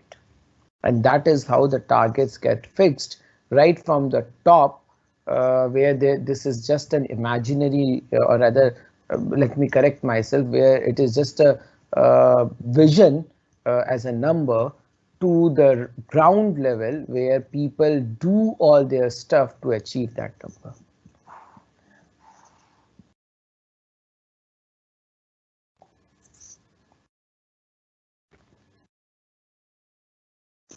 Okay. Similarly, might be HR department also has to contribute.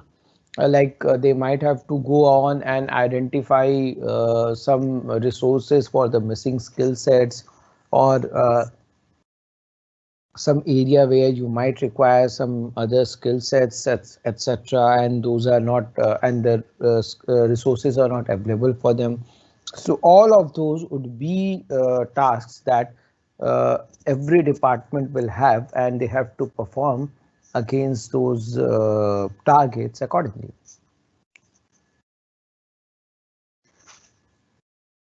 Okay, now let's understand what are the different ways in which appraisal happens. So appraisal is required, appraisal helps in a lot of things. Those are the stuff that we are clear now. But how do we do these appraisals in the organization? Okay, so there are different methods. Some of them are what we have mentioned over here. So one of the method that we generally cover is we take the input from the manager. So the manager who is working with its subordinates, he provides the input on behalf of all the subordinates, and based on that input, the appraisal gets completed.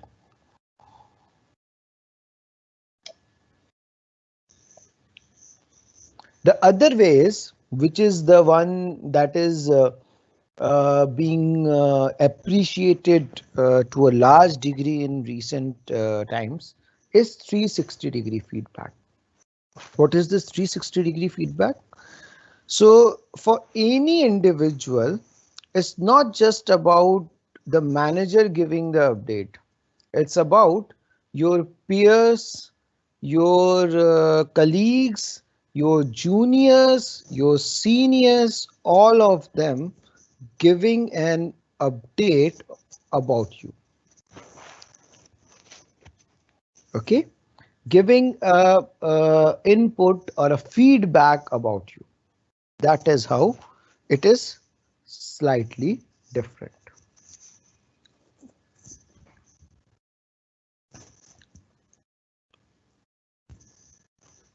Let's go through the points. There are many methods for the appraisals.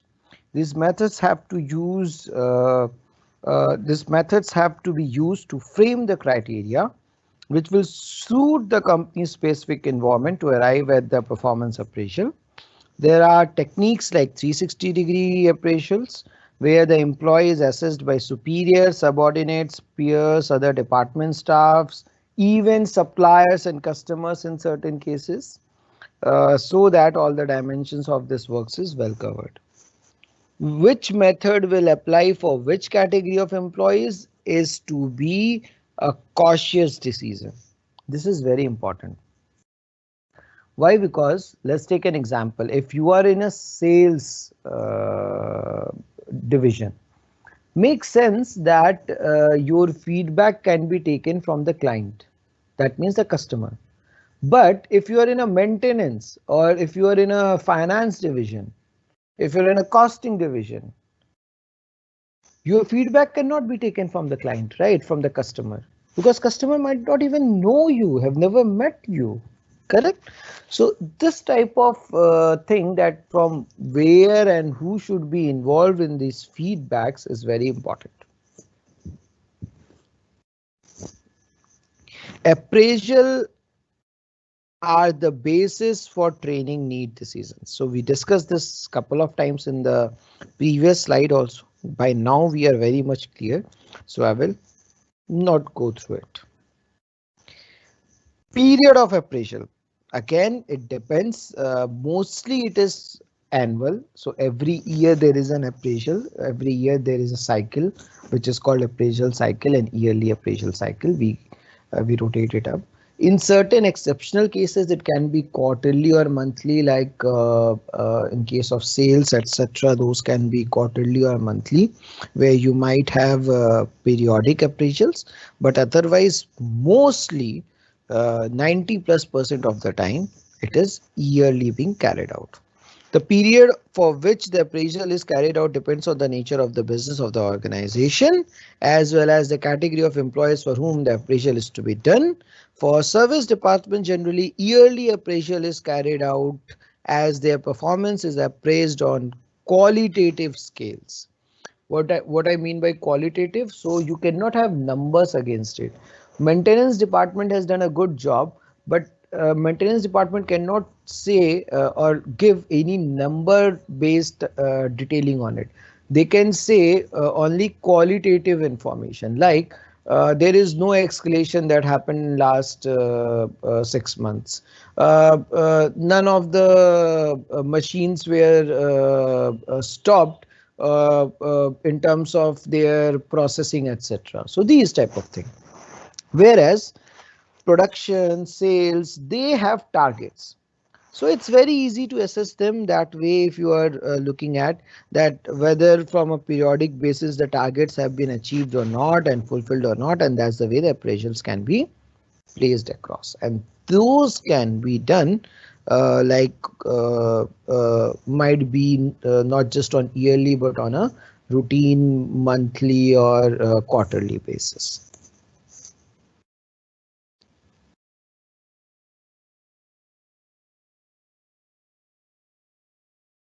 Okay, let's do one thing since it's 7:06. Let us take a small again break. Let's take some small breaks so that we don't get too much tired up and also keep the session live. So let's take a small break again of 10-15 minutes, and we will be back and continue. And that's way. Let me then share the break slide. Done. So let's be back in 10-15 minutes, guys, and we will continue. Super.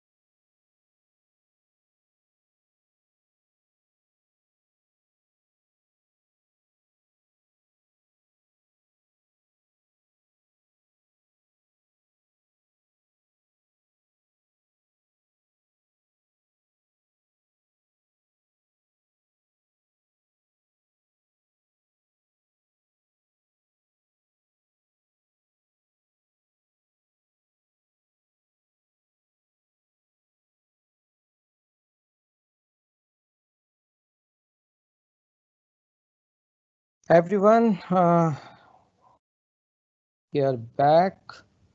Let me share back the screen. Okay, here you go. Yes. So we will continue with the compensation planning and performance appraisal, the topic that we have been discussing so far. So the next is the strategic decision by top management. What is this all about? The top management of the organization decides the strategic direction in which the company is going to go. They decide the overall direction of the organization. The targets for each and every year is communicated to all the levels in the organization. This technique is also called MBO, management by objectives. Basically, what it is trying to say is the 500 crore target that we just discussed some time back. How that 500 crore target works. The 500 crore target works based on the fact that we decide this particular target of 500 crores first, and this basically gets done by the top level management. That is what we were discussing, right? That this basically happens at a top level by the top level management team. Now, if it is happening at a top level, that also means if you follow and mark the words, that also means that there is some mechanism, let's say some tool, some ways by which they are reaching out to these numbers. Fine. Obviously, there has to be some way by which they are reaching out to these numbers. It's not like they are doing it on the fly, just like saying, okay, this year this is the target. That's not true, right? There has to be some madness behind the sorry, there has to be some sense behind the madness. So it is some calculation going in the back end by which they will reach down to this target. Now, this target, if you see, has made all the departments, all the staffing in the organization function towards it, right? So everybody is looking at this target in its own way. Somebody is looking at it from the perspective that, okay, here we go, we have this much of target and that is how we should manage, and this is the way we should do all of those. May it be production department, may it be your maintenance department, may it be your any other department. Everybody is going from that perspective. The important point that needs to be catched over here is, and please note that any such strategy that is happening from top and coming down in the bottom layer is always driven by management thoughts, management perceptions, management decisions.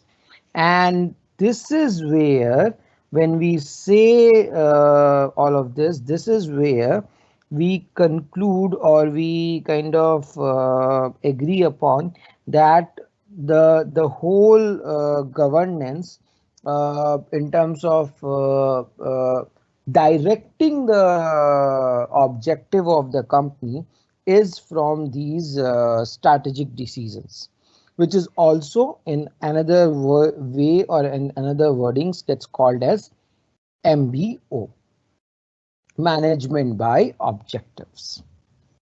Okay, drill down of the goals to the department level. We just discussed this again, how it comes and gets drilled down to each of the individuals within the organization.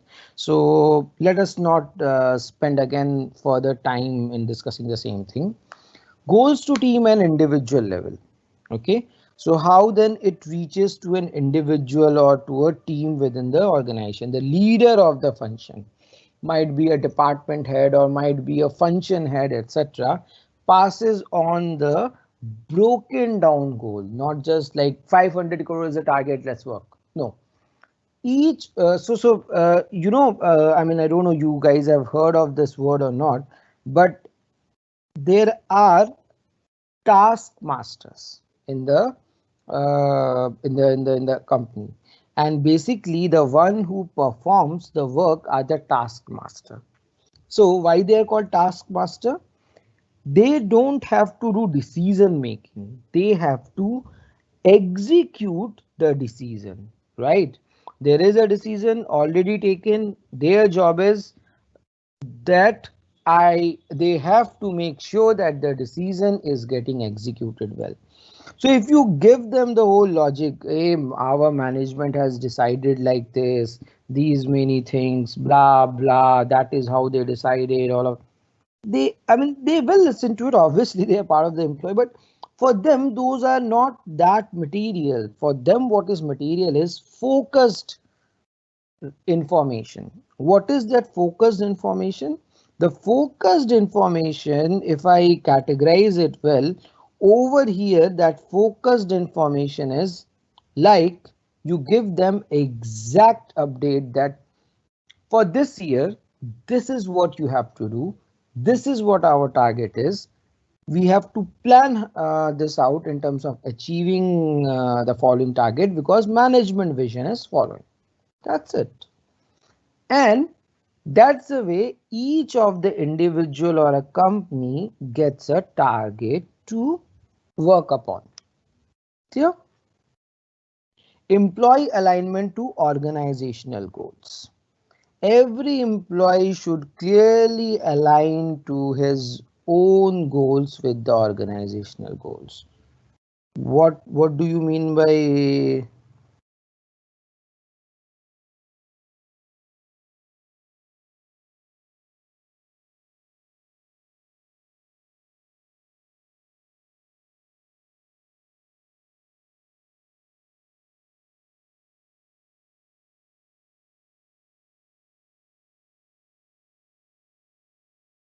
sorry, just a minute. Yeah. So every organization will have their own goals, right?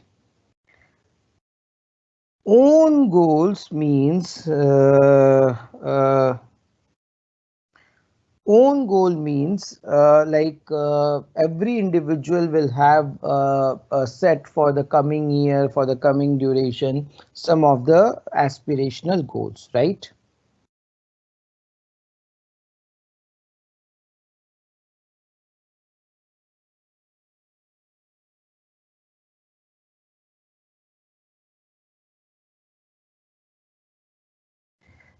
And uh,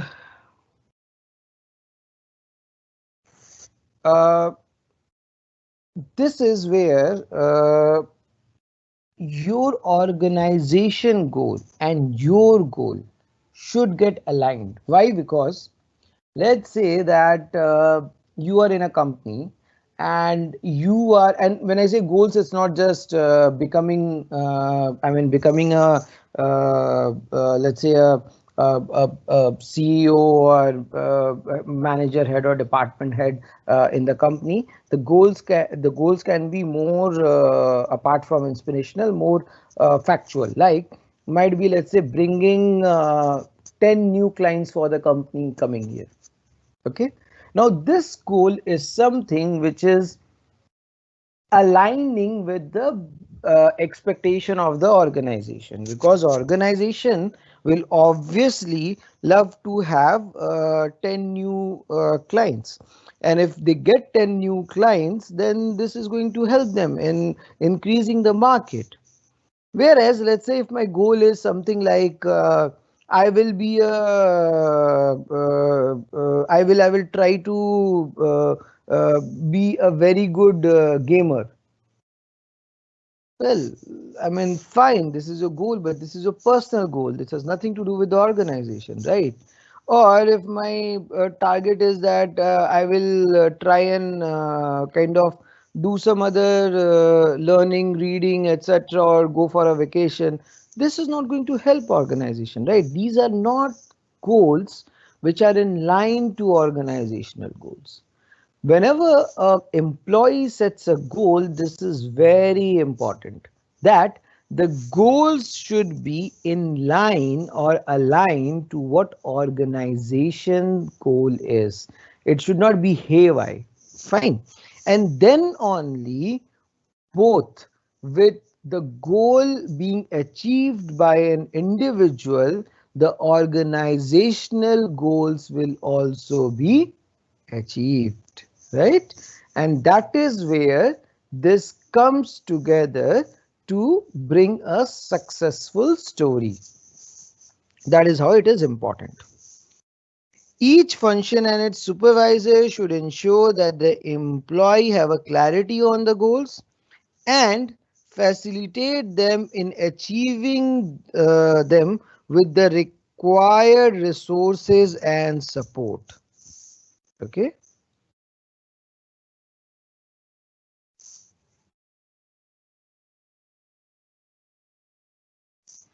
Now, most likely probably the last or the second last point.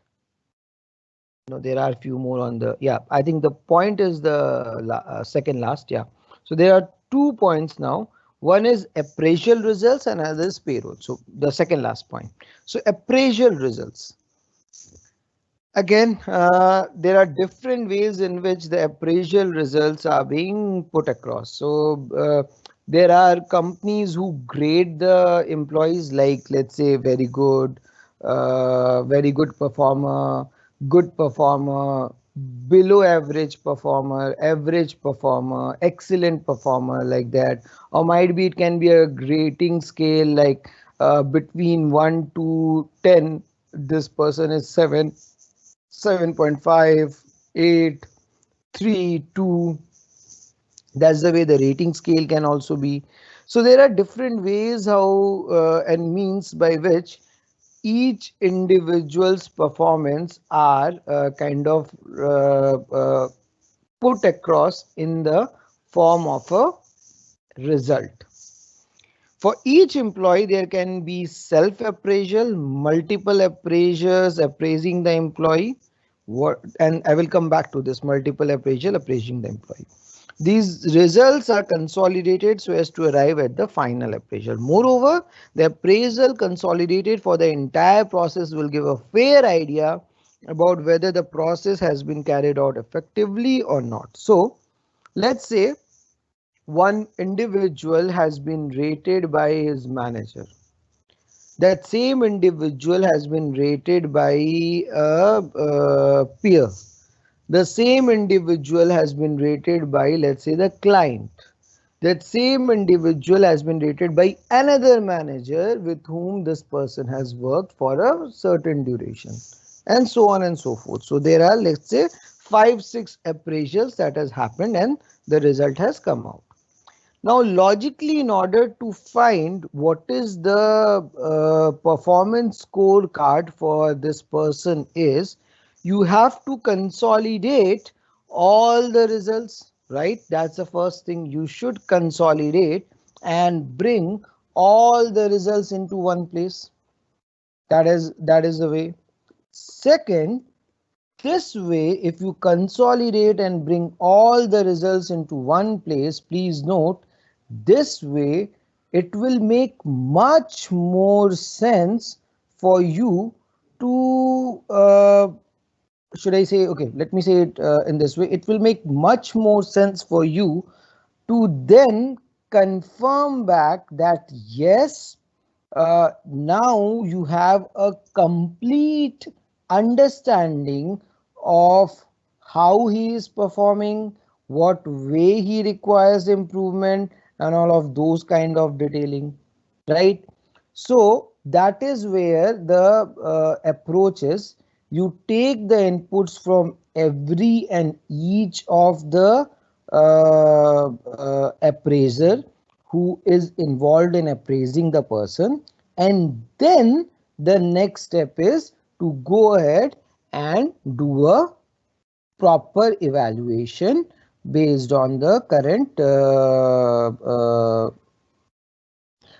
proper evaluation based on the current or the yeah, based on the consolidated, let me put it as consolidated results that the person carries.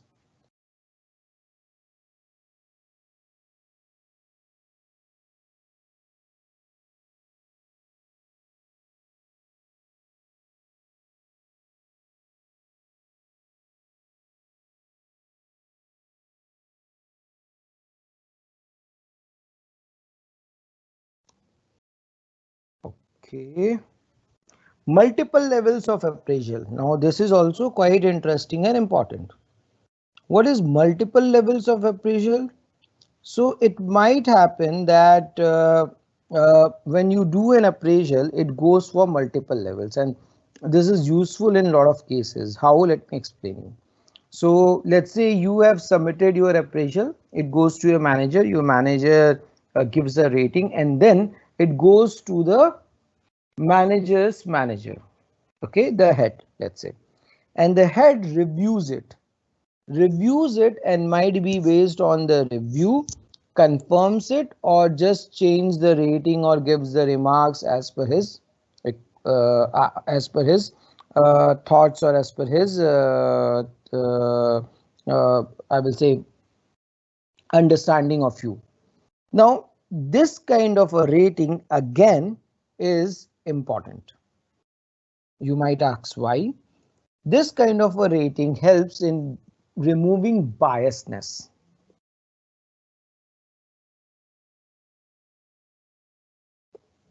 What do I mean by that? If you see the current situation, there can be a case where, let's say, you are not having good terms with your manager. Okay. Now, if this is the case that you are not having good terms with your manager, then the ultimate result can be that your manager might be biased while giving the ratings and give you a low rating or a rating which might not be in your favor. How do you manage this? The best way to manage such stuff or situation is, I mean, in the given situation or scenario, the best way to manage it is there should be one level up, another check.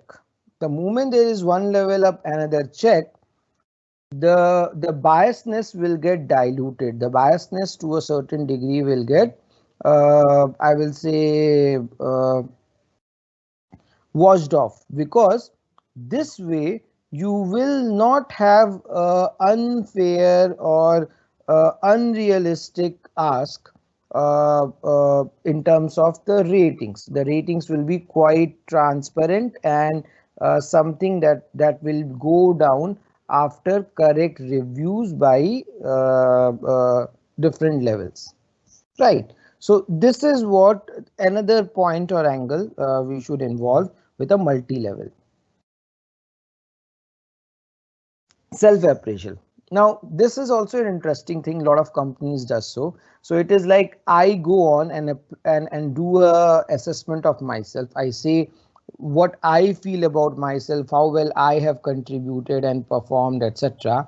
And then against that, my manager or the appraiser does the appraisal, and then it gives a good comparison understanding of what I believed I am contributing or performing, and how my managers or my seniors, or rather the appraisals, the one who are appraising me, believe about me.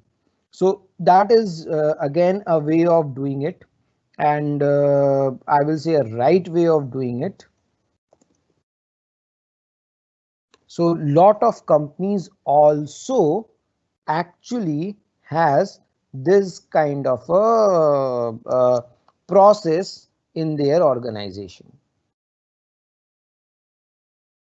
Escalation of appraisal results, assessment. What is escalation of appraisal results? So I don't know you guys have heard of it or not, but in almost all companies you will have this process where, let's say, you believe that you did a hard work, quite a good amount of work, and the appraisal results that you saw has rated you very low compared to what you deserve. Okay, you are not happy basically with the appraisal results. Well, if that is the case, you can always escalate that, and that you are not happy, and then there would be a counseling and discussion based on which if your results are something which is bias based, which is somewhat incorrect, and more came from a bias perspective, for sure gets rectified. Okay, and this kind of a process is very much common in organizations. Almost all organizations have an escalation process. Obviously it's not a regular feature for everybody. Nobody does regularly an escalations as such, but yes, you do have options to do the escalations if you are unhappy, if you are not okay with the current ratings results that you are having. Assessment center in appraisal function.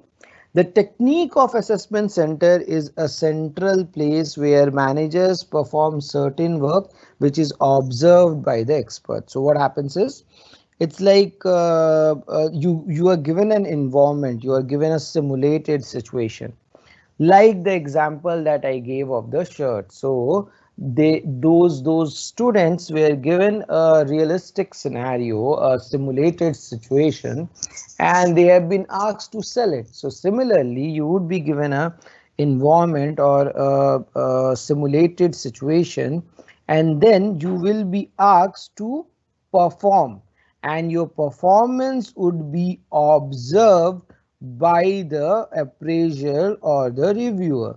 This way, you get to know multiple things, like how well you are doing in real life, what are the corrections and improvements that can be done further on to you, all of those kind of stuff.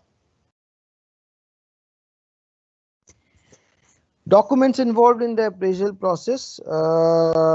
Appraisal templates for each category of employees. Consolidated appraisal updates. Appraisal template means basically for everyone to have an appraisal, etc. There would be one single document, one single format of the document. So that particular format is referred to as appraisal template. Final results, appraisal results, and proposed compensation based on that appraisal. So it can be negative or positive depending upon how the appraisals have happened, but that particular result.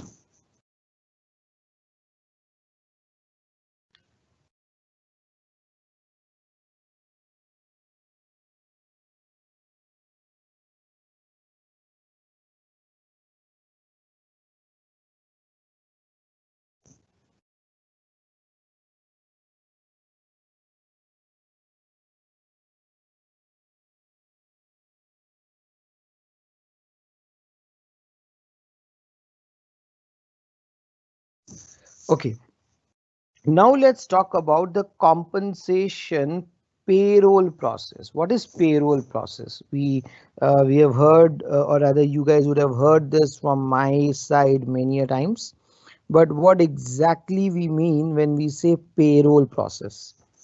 Payroll process is nothing but on a monthly basis when we run in the system the payment cycle, the payment transaction that makes sure that all the employees are getting paid their salary.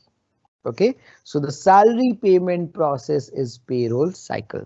Okay, so every month, based on other payroll cycles, the process of payroll is carried out. The payroll process refers to processing of salary and obviously the related deductions, which are statutory deductions or compliance deductions, like those PF, TDS, professional fees, ESI, all of those. Payroll program. So every company will have one or the other way to manage their payroll depending upon the size and the kind of capabilities that they have. Like, let's say if you are having a small company with a small setup, you might not require a software tool to manage the payroll. But if you're a large company, big setup, anywhere, if your employee strength is going beyond 50, for sure you would love, or rather you will prefer to have some program or some tool which can process the payroll. Now, in order to process the payroll, the system should have all the details in terms of what all are the compensation informations that you get paid, and those compensation information details are then kind of calculated across on a monthly basis with relevant deductions, etc. And the net position is what gets paid to every individual. There are obviously master data that requires master data in the sense that every employee master data is required for running the payroll, along with the details like which designation, pay grade, pay or other compensation related details. All of those are required. Will there be any change in the payroll, and if so, what, based on which you have to change the master data? The answer is yes. First, we will have some changes in the payroll. There can be many master data changes that can affect the payroll, like if you are revising the salary every year when you are getting an increment, that's a payroll master change. In case you are getting a promotion or put across to a different next level, that's a again payroll master change. Let's say your bank account has been changed, that's a payroll master change. Let's say again there is certain leaves that you have taken for which you should not be paid off, that's a payroll master change. Last but not the least, let's say you have been transferred or you have been redesignated to some other position, etc. That's again a payroll master change. Correct. So all of these are payroll master change, where based on the new detailing, your payroll should take care of the salaries and salary related outflows. Components of salary, each company will have the compensation element applicable to its employees. Basic salary, DA, HRA, city compensation allowance, spatial allowance, transportation, leave, medical, all of these are different salary components. Okay, when you get a CTC, cost to the company, then all of these are part of that CTC, which in total becomes your salary. Some of them can be exempted from income tax, some of them would be chargeable to the or applicable to income tax deductions, like HRA to a certain degree is exempted. So there can be different features and functions around it. All the above allowance and its scalable amount would be coming up from the policy of the company. Certain allowances would be percentage or other components. So again, some can be percentage based, some can be fixed, like might be, let's say, educational or transportation allowance would be fixed amount yearly, whereas might be DA or something else would be a percentage of the basic pay. So those way it can differ. Each category of employees would be eligible for certain components allowance based on their level in the company and the number of years spent in the company to be eligible for those allowances. Fixed payments and variable payment. What do we mean by that? So the ones that are like the pays which are the standard pays, uh, like let's take an example, your basic pay, your HRA, your DA, etc. These kind of stuff are actually referred as fixed pay. Whereas one-time payments, like might be one-time bonus or annual bonus or sales-based incentives, those kind of pays that gets provided are variable pay, because those are not getting paid on a monthly basis. Those get paid once in a time or once in a year, etc., depending upon your performance and company's performance. That is how it is.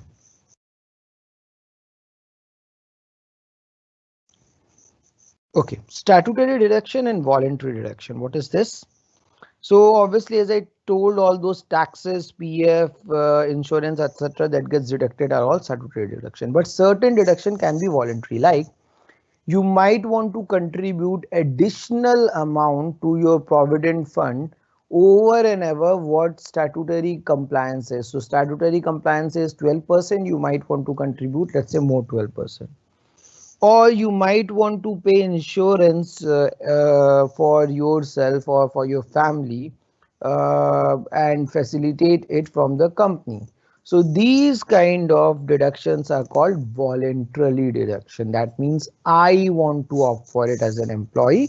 It is not provided by the company. So obviously these kind of things will be deducted from my salary. Cost center concepts and treatments of cost center in finance. For the time being, if you don't understand, don't worry about this topic, just park it, because we have not gone into that detail to understand the structure. Although if you recall the Excel where we discussed about different organizational elements. So let me. Okay, I might have removed it, sorry. So if you remember, we discussed first that we have organizational data, master data, and transactional data. And then I also highlighted some of the organizational elements. In that, one of the element was cost center, right? And I say that in cost center, you only capture cost. For the same piece, salary as one of the cost will also be getting captured in the cost centers, whereby cost centers are kind of let me put it in this way. Cost centers are something or some way representing departments, and then each department employees cost will be pushed to that cost center. So that is how cost centers will get all the cost being captured and report it out. You will very easily come to know from cost center that which all department is incurring how much cost overall on, let's say, items like salary. Okay. Okay, then when it comes to payments, how the payment happens. So obviously you compute the gross salary, you do the deductions from it, and then whatever is the net pay, you just credit it into the bank accounts of the employee or give them the check. It's nowadays obviously the credit to the bank accounts. That's the more common process that gets followed, but even a check or etc. can also work down. Okay, let's see how the payroll runs. This is a very good demonstration. So let's see how the payroll runs.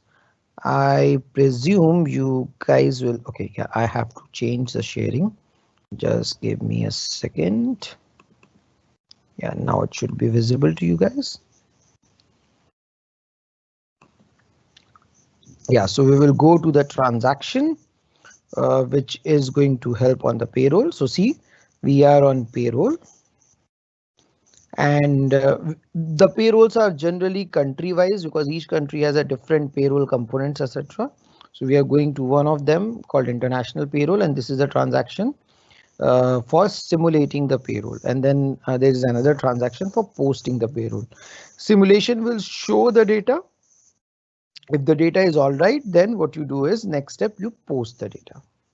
So period is being given, which is the month on which the payroll would be run, the year and month. The employee number has been put across. I can run it for all the employees or a particular employees. And I mention a payroll area, which is like at a company level. And then you go on and execute it from the. Yeah, so the statement will get generated for it. And then you mention the layout. That means in what look the statement will get generated, and then you execute it.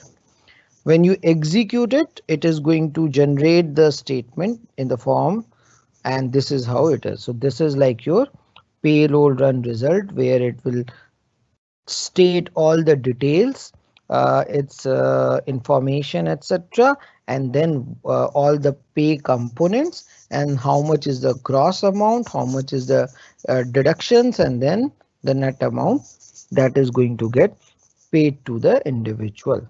So this is something like a payroll sheet.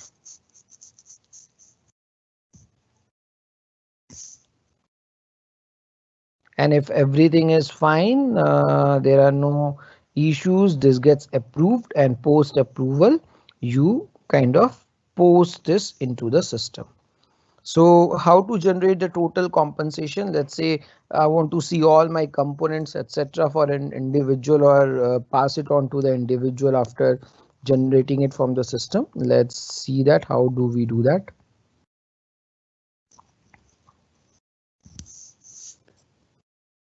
So again, we go to personal management, and we go to compensation, we go to information system where the reporting happens, and then we will open the report section, and there we will find employee compensation data. Open the employee compensation data. This is the transaction code. Here put across the date on which you want to view the position, the information, the time period, like monthly, yearly, what is the duration for which you want to see the data. Now I have changed it to yearly, so it is going to show yearly numbers, and I will mention the start date, from which date this yearly number should be computed from a compensation perspective. And then I do a search. I mention search details based on which I can find the employee, like for which employee I want to get this data. Say this is the one, and the moment I select, as you see on the other side, the entire detail will come out in a PDF form. So I can then pass it on to that individual. Here you go. Okay. You just keep scrolling, and you will get all the details.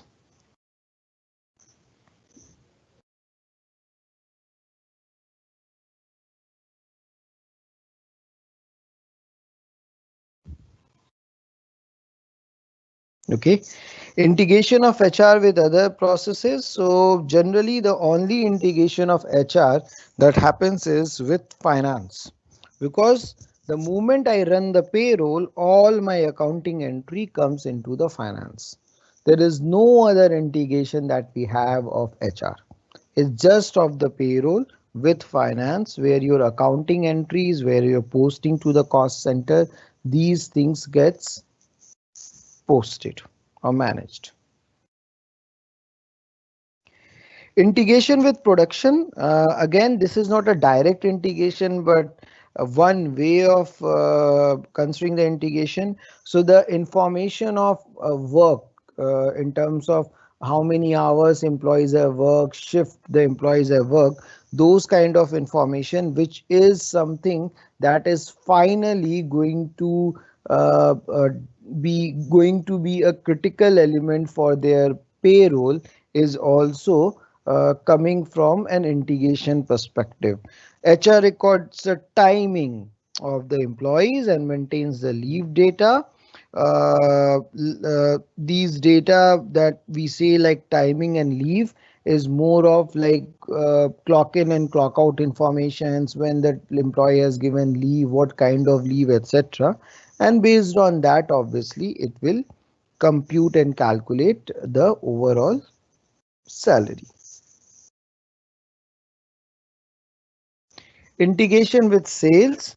The sales department has many personal travel to various places, so it's from a travel expenses perspective. So might be you would have given some advance to the employee, or you would have given or the employee would have incurred some expenses and wants to claim it back from the company. Why? Because The employee has traveled for company related purpose. So obviously all the expenses, etc., that the employee would have incurred, that reimbursement of those has to be done by the company. So what he will do is, after the travel, he or she will submit the entire details in terms of the cost he or she has incurred, and this expense sheet, once gets approved, will be reimbursed and paid back to the individual.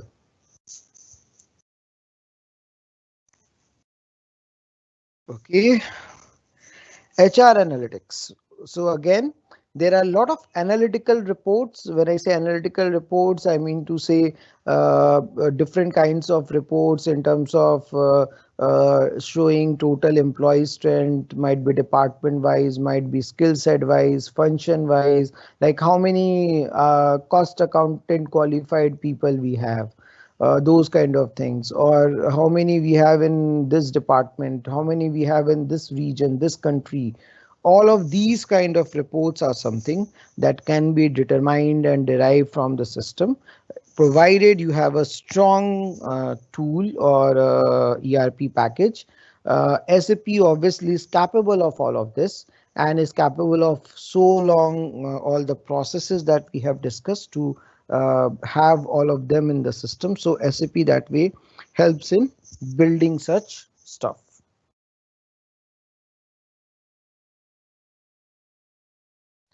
Automation of HR process using computers. So there can be some automations which you will find when you bring HR systems, like for payroll, for managing all the HR records of employees, etc. Because then you go away from managing it manually, computing the information manually, making the payments, etc. manually, which is too much of a tedious task, and something which is when the volume is very high. As I said, anything beyond 50 is actually a high number. So when the volume is very high, something which is very difficult to manage. Okay, so those are the stuff that was mentioned here.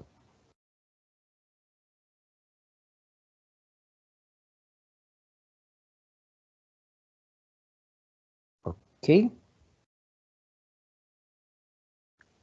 Automation of HR process and integration. Let's understand what are the automations of HR process and the integration around it. Uh, Permanent storage of the master data of employees. So I can have all the data related to employees available.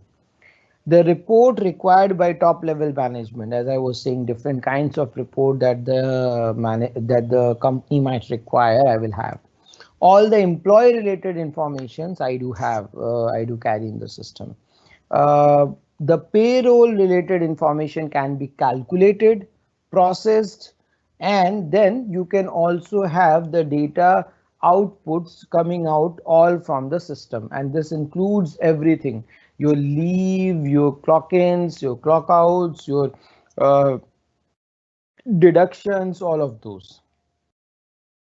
The error can happen in the payroll run because of a wrong amount or wrong information in the system, and thereby the results are also wrong. Hence, it becomes very important that the authentication of the payroll results are carried out, so that we are ensure that the payroll run has been resulted in a correct net amount. What it is saying is, if you just close your eyes and run the payroll, you might do a mistake, right? And if you are doing a mistake, then it means that the payroll that is going to go as a process, I mean, after processing the payroll that is going to get paid is wrong. Might be it is more or less, that's a different issue, but it's incorrect, it's wrong. What you should do to take care of such things? Obviously, the very first thing that you should ensure is that those are properly reviewed and ensured that the correctness is maintained. Please note, and this is very, very important. Payroll needs an approval. So whenever you run the payroll, before running the payroll, there should be a review. There should be an approval by a proper authority who will confirm that yes, the amounts are intact and correct in all form, and then you should execute the payroll. What are some of the advantages? We actually have discussed a lot of advantages, and those are already something we covered. Just to touch upon, so there are many ERP programs which links all the processes. So what it is talking about is basically a lot of benefits in terms of integration that it provides. Again, it has the storage benefit, which is very unique in itself and good to have. So those kind of stuffs are all ERP advantage. But I mean, given the fact that if you are a decent size organization and you have a good employee strength, you have to have a HR solution. You have to have a payroll solution, and that is where I mean, these are need. These are not even a wish list that I can think about or offer, and that is where I'm trying to take the point. Super. Okay, so here we close our HR. I'm not going to start plan to produce. I know that it's already something by which you guys would have exhausted by now. But now since the HR is over, which is a good part, because HR is one of the lengthy process, what we will do as next is let's take down some questions for the coming 15 minutes, and then we will close for the day so that it doesn't get dragged too much. But let's take down questions. So guys, if you want to have any questions, anything that you want to understand further in the stuff that we discussed so far, please post. I am happy to take down questions. Hope you had a better sessions given the fact that I shown you the system, etc. Hope you had a better session today.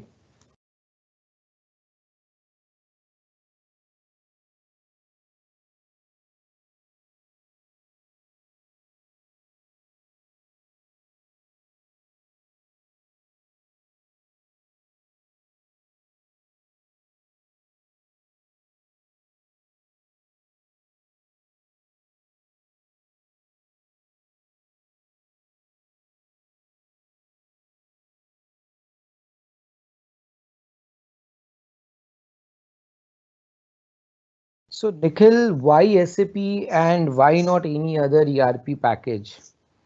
I don't know whether you attended the first session. For your understanding, SAP is market leader in ERP. SAP is market leader in software world. So obviously you will look at something which is a market leader, right? And that is why SAP. That's the reason. Hope this answers. I am going down from the top because that is a lacuna in the question answer section. It has to take me right from the top again, so spare me for that. Bear a bit. I am almost on 7:12, so should be near to the current time. Okay, let me just reach to the current time. Yeah, now I'm here. Correct. So what does employee alignment means? Employee alignment, I didn't get what does employee alignment. Might be if I have used the word alignment, I mean to say that taking an acceptance, taking an agreement that yes, we are, might be you are trying to say the goals of employee with the company. That means making it sure that your goals are something which is going to also benefit the organization. So aligning it, tuning it, whatever you call, to the company's goal. That is what I was meaning, Shalu. Guys, as I said, the SAP logon is not like a normal software or an app that is available. You just go to Play, Google Play and download it. No, it's not like that. It's available for those who are license prescribed. SAP is a licensed product. You might find it from some friends or known people if they have this software, but generally it is not that easy and like a readily available app.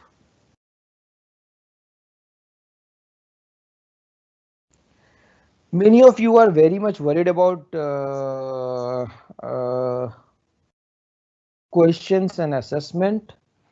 I don't know again whether you guys have attended the first session or not, but just to explain again, and I know I have to repeat it at a later stage, but still, since there are too many questions coming up, you will have a assessment, and the assessment will happen, and that's a mandate for the June exam.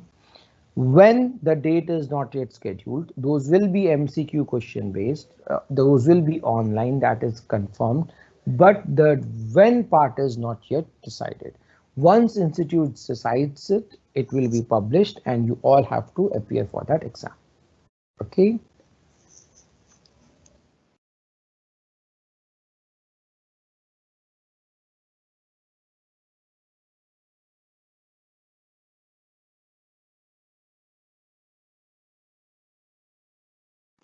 Exclamation of appraisal result means if you are not happy with your appraisals that is being done, you can always exclaim that out that you are not happy, and there can be a further counseling and rediscussions that can happen, based on which finally you can conclude whether that's a right rating or that rating requires a change. Those are bias based ratings.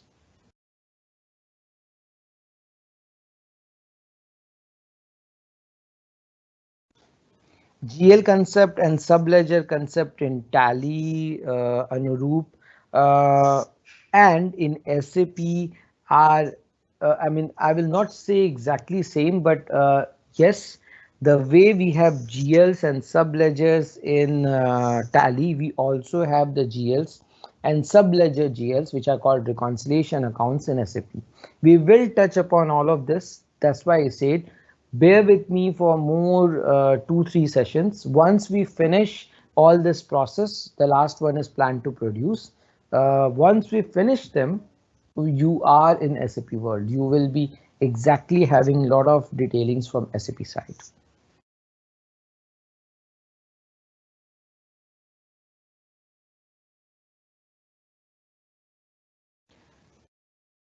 I explained appraisal many a times, so I'm parking it out. Might be if you have missed it, apologies, but I've explained appraisal many a times. In fact, we had that in the slide also. Kushal, I explained employee alignment. I think now it is clear. If not, again, just detail it out what exactly you're looking for.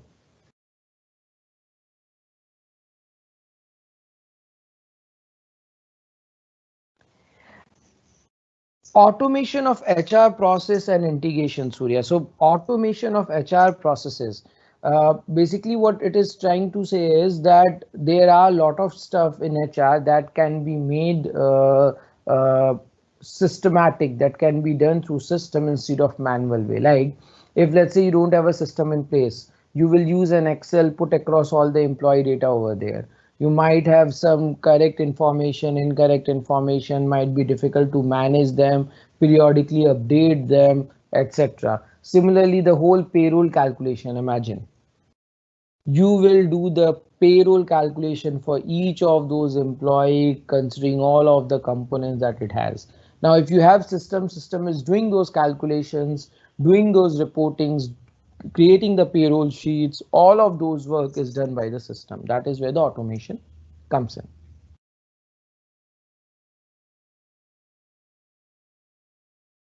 Automation is so somebody has asked what is automation. Automation is whereby you are getting away from your manual on-hand work and getting that done automatically by the system. So system does the entire stuff for you. It's like when you feed in the data in calculator, calculator says that what is the total. You don't have to manually calculate it. That is an automation.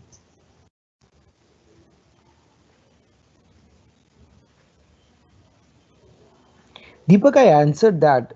It's not only for the practical knowledge, but even for service. So for everything you require training. Training is not limited to any limitations or any area for any knowledge skill sets you might require training. There is no such issues. Somebody is asking time and again, appraisal. Please understand at the year end when the evaluation of your performance is being done in any organization, that is called appraisal. Ram, yes, these concepts can be important because there can be some questions coming out from these concepts.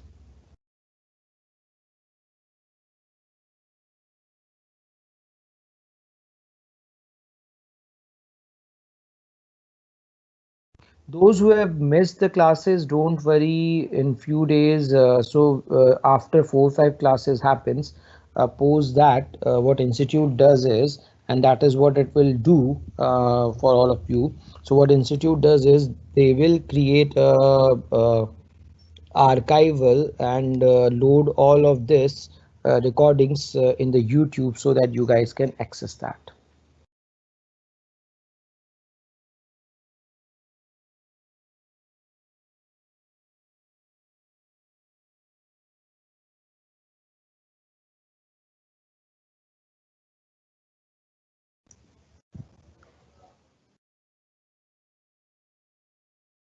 Not yet. For exam, there is no question bank that has been released yet. As to my knowledge, there were talks, so might be you will see it in few days. But as of now, there is no question bank that has been released.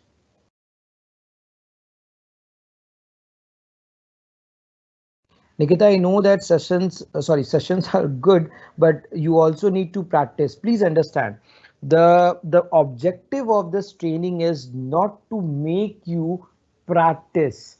The objective of this training is to make you understand and know about SAP. That's one. Second, for all practice purpose, when you get into this course, as I said, wherever there is a demo, there are two options: the demo option link and then the practice option link.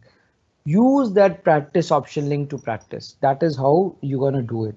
In case you haven't received it as a access and all, don't worry. Whenever you receive it from that day, you will have 30 days. And in case, let's say you are receiving it late, still you are getting that 30 days from that particular date when you receive it. Fixed payments and variable payment, Rupa. So when you get bonus once in a year, etc., or incentives, then those are variable pay because those are not regular. But your basic payment, your DA, your other allowances, etc., which are being coming every month, that is fixed pay.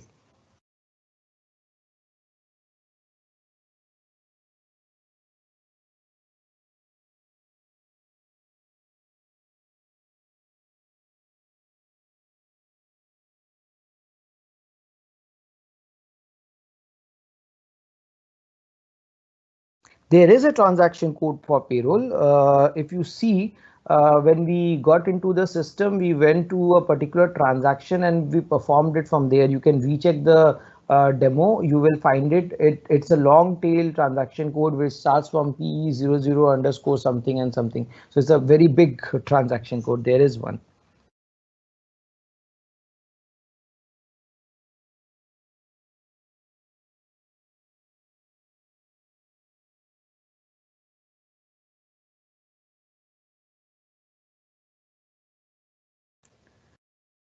Okay, I don't. Pleasure. Session will get very interesting, guys. Don't worry. It's just that initially there are a lot of process stuff, so those are a bit that way kind of makes the tone or brings it a bit of boredom. But the moment, as I said, and time and again I'm repeating because you will see it and you can check it with the previous batch also. You have an experience and the batch. If someone has been a part of the previous batch, you will find that the moment we get into SAP after 289, it becomes quite more interesting, and then you will have a lot of learnings in SAP. Retrospective accounting in SAP payroll. Someone is learning SAP. So Abhash, Retrospective accounting is nothing but giving an impact retrospectively in the system for any adjustments that you have done in the payroll.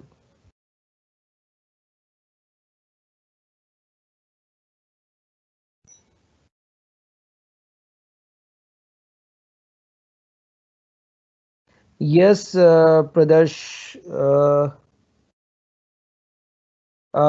I think it's KGS, KG, you're right, whatever you have mentioned, that's correct.